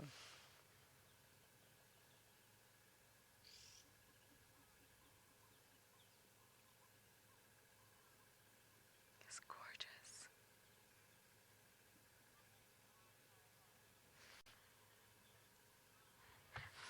Lara Moore, you're saying you love their fluffy tails. They're floofs. I call them the floofs. I love them too. They're actually very similar to the Ethiopian wolves that I was with quite recently. And you love the last dot on the hip. Yes, those two final white spots right on the back end of her spine there. It's gorgeous. And those stripes actually help the females to, and the males have stripes too, to camouflage. It may not look it from this angle, but it helps to break up that body's outline. So when they are trying to hide in amongst the vegetation, it just assists them and it makes it more difficult for the predators to spot them. And that's actually why they do have those stripes. I love the facial markings, Lara Moore. They have gorgeous white spots on their face. Ah, I think Mr. Henry may not be too far away from us, and it looks like he has found a little grebe's nest. We do have the little grebe's nest. There it is, the little grebe. I've always thought that the grebe would be a German. So this little grebe has just climbed out of its nest to go foraging. It covered up the egg with the vegetation. And now is away foraging, but there is an egg there. Then the other thing we have is a woodland kingfisher that is swimming. Do you see it bathing there, David? Yes. I was rather hoping to get a photograph of that. And there's the little grebe. Oh, very good.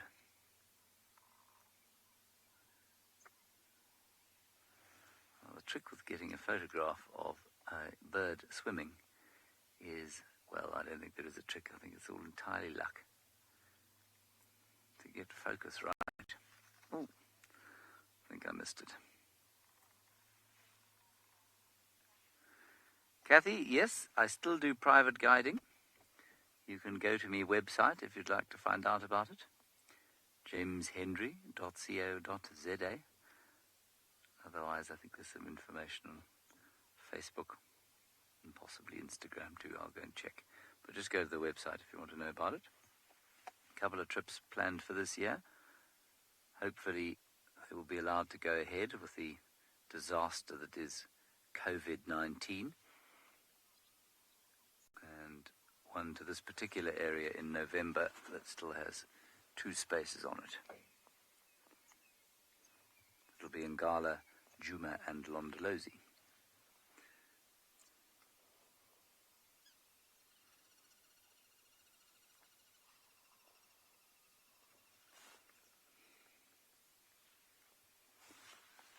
So peaceful sitting here. I'm hoping the grebe's going to come back to the nest.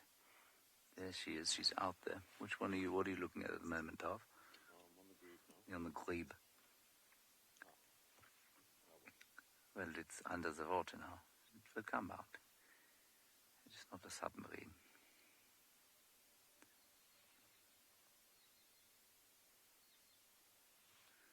Now, these woodland kingfishers are going to start thinking about going back north soon. Which is a pity, I suppose. But it's also not a pity because by now we're a little tired of their chipper, chipper.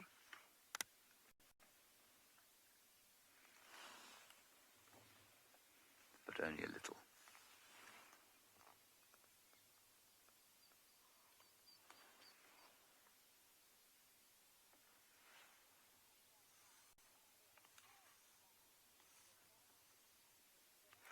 Mark, you're 7 years old and wondering how long a grebe lives for. I don't know, Mark. You know, some birds are pretty long-lived. They can live 40 years or so. And some are quite short-lived. I would have said that one of these water birds probably is somewhere in the middle. Maybe 12 years or so, 12 or 13 years. But I don't know, Mark, I'm afraid.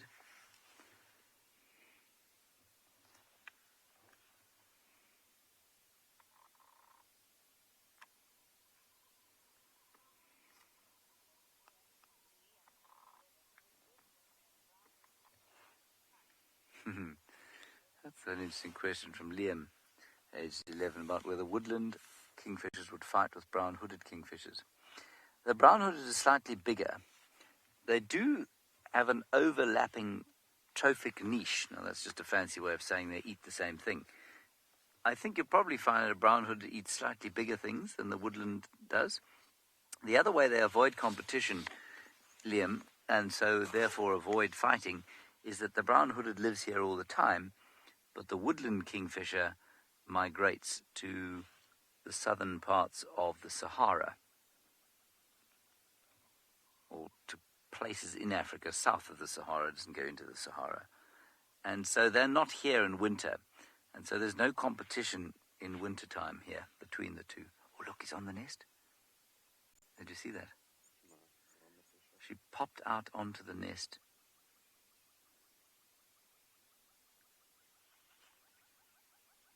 I just happened to look down, and there she was on the nest.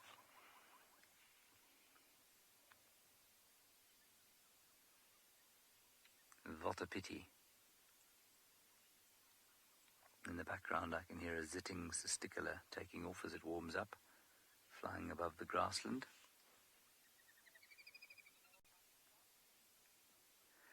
Nikki, you want to know a little bit more about me? I'm 5'8". I've got a fairly appalling taste in clothing. Is that the sort of stuff you wanted to know? Probably not. David, I'm not going to look at the lens because the sun is in my eyes. I come from Johannesburg originally. Quick CV. Come from Johannesburg originally. I was educated there. Then I went and did a wildlife science degree in Pietermaritzburg at the University of Natal, or that's what it was called back then. Then I went off and spent a year playing in a band, which was extremely unsuccessful, and I was very hungry after 12 months of playing the guitar. And so I ended up in the bush at Ngala for about 5 years. Then I went to Londolozi for a couple of years. Then I spent a couple of years in Cape Town, working for a film company and doing a master's at UCT in development studies. And then I went back to Londolozi for 2 years to do some training of guides. And then I ended up in Johannesburg. I followed a woman back to Johannesburg, which was a deep and profound mistake, because I then ended up teaching the guitar for 5 years, which I suppose had elements of fun about it, but it was not nearly as fun as doing what I'm doing now. And then I started a porridge business with a friend of mine, which was also no fun at all. And the porridge business is now doing quite well. It started doing well immediately after I sold my shares. And then I was part of a little conservation business up near Phalaborwa, which unfortunately didn't go particularly well. And then about 5 years ago, I was offered an opportunity here at WildEarth, and I've been in and around here ever since. And up to Kenya with WildEarth, and into India, which has been just wonderful. So that's a brief background on me. Thank you, everybody, for joining us this morning. It's been a really beautiful morning. I'm sorry about the interruptions with rain and technical difficulties, but we had some spectacular elephants, beautiful birds, and one or two other interesting things. We will see you this afternoon again, of course, at around 15:30. Till then, bye-bye and stay safe.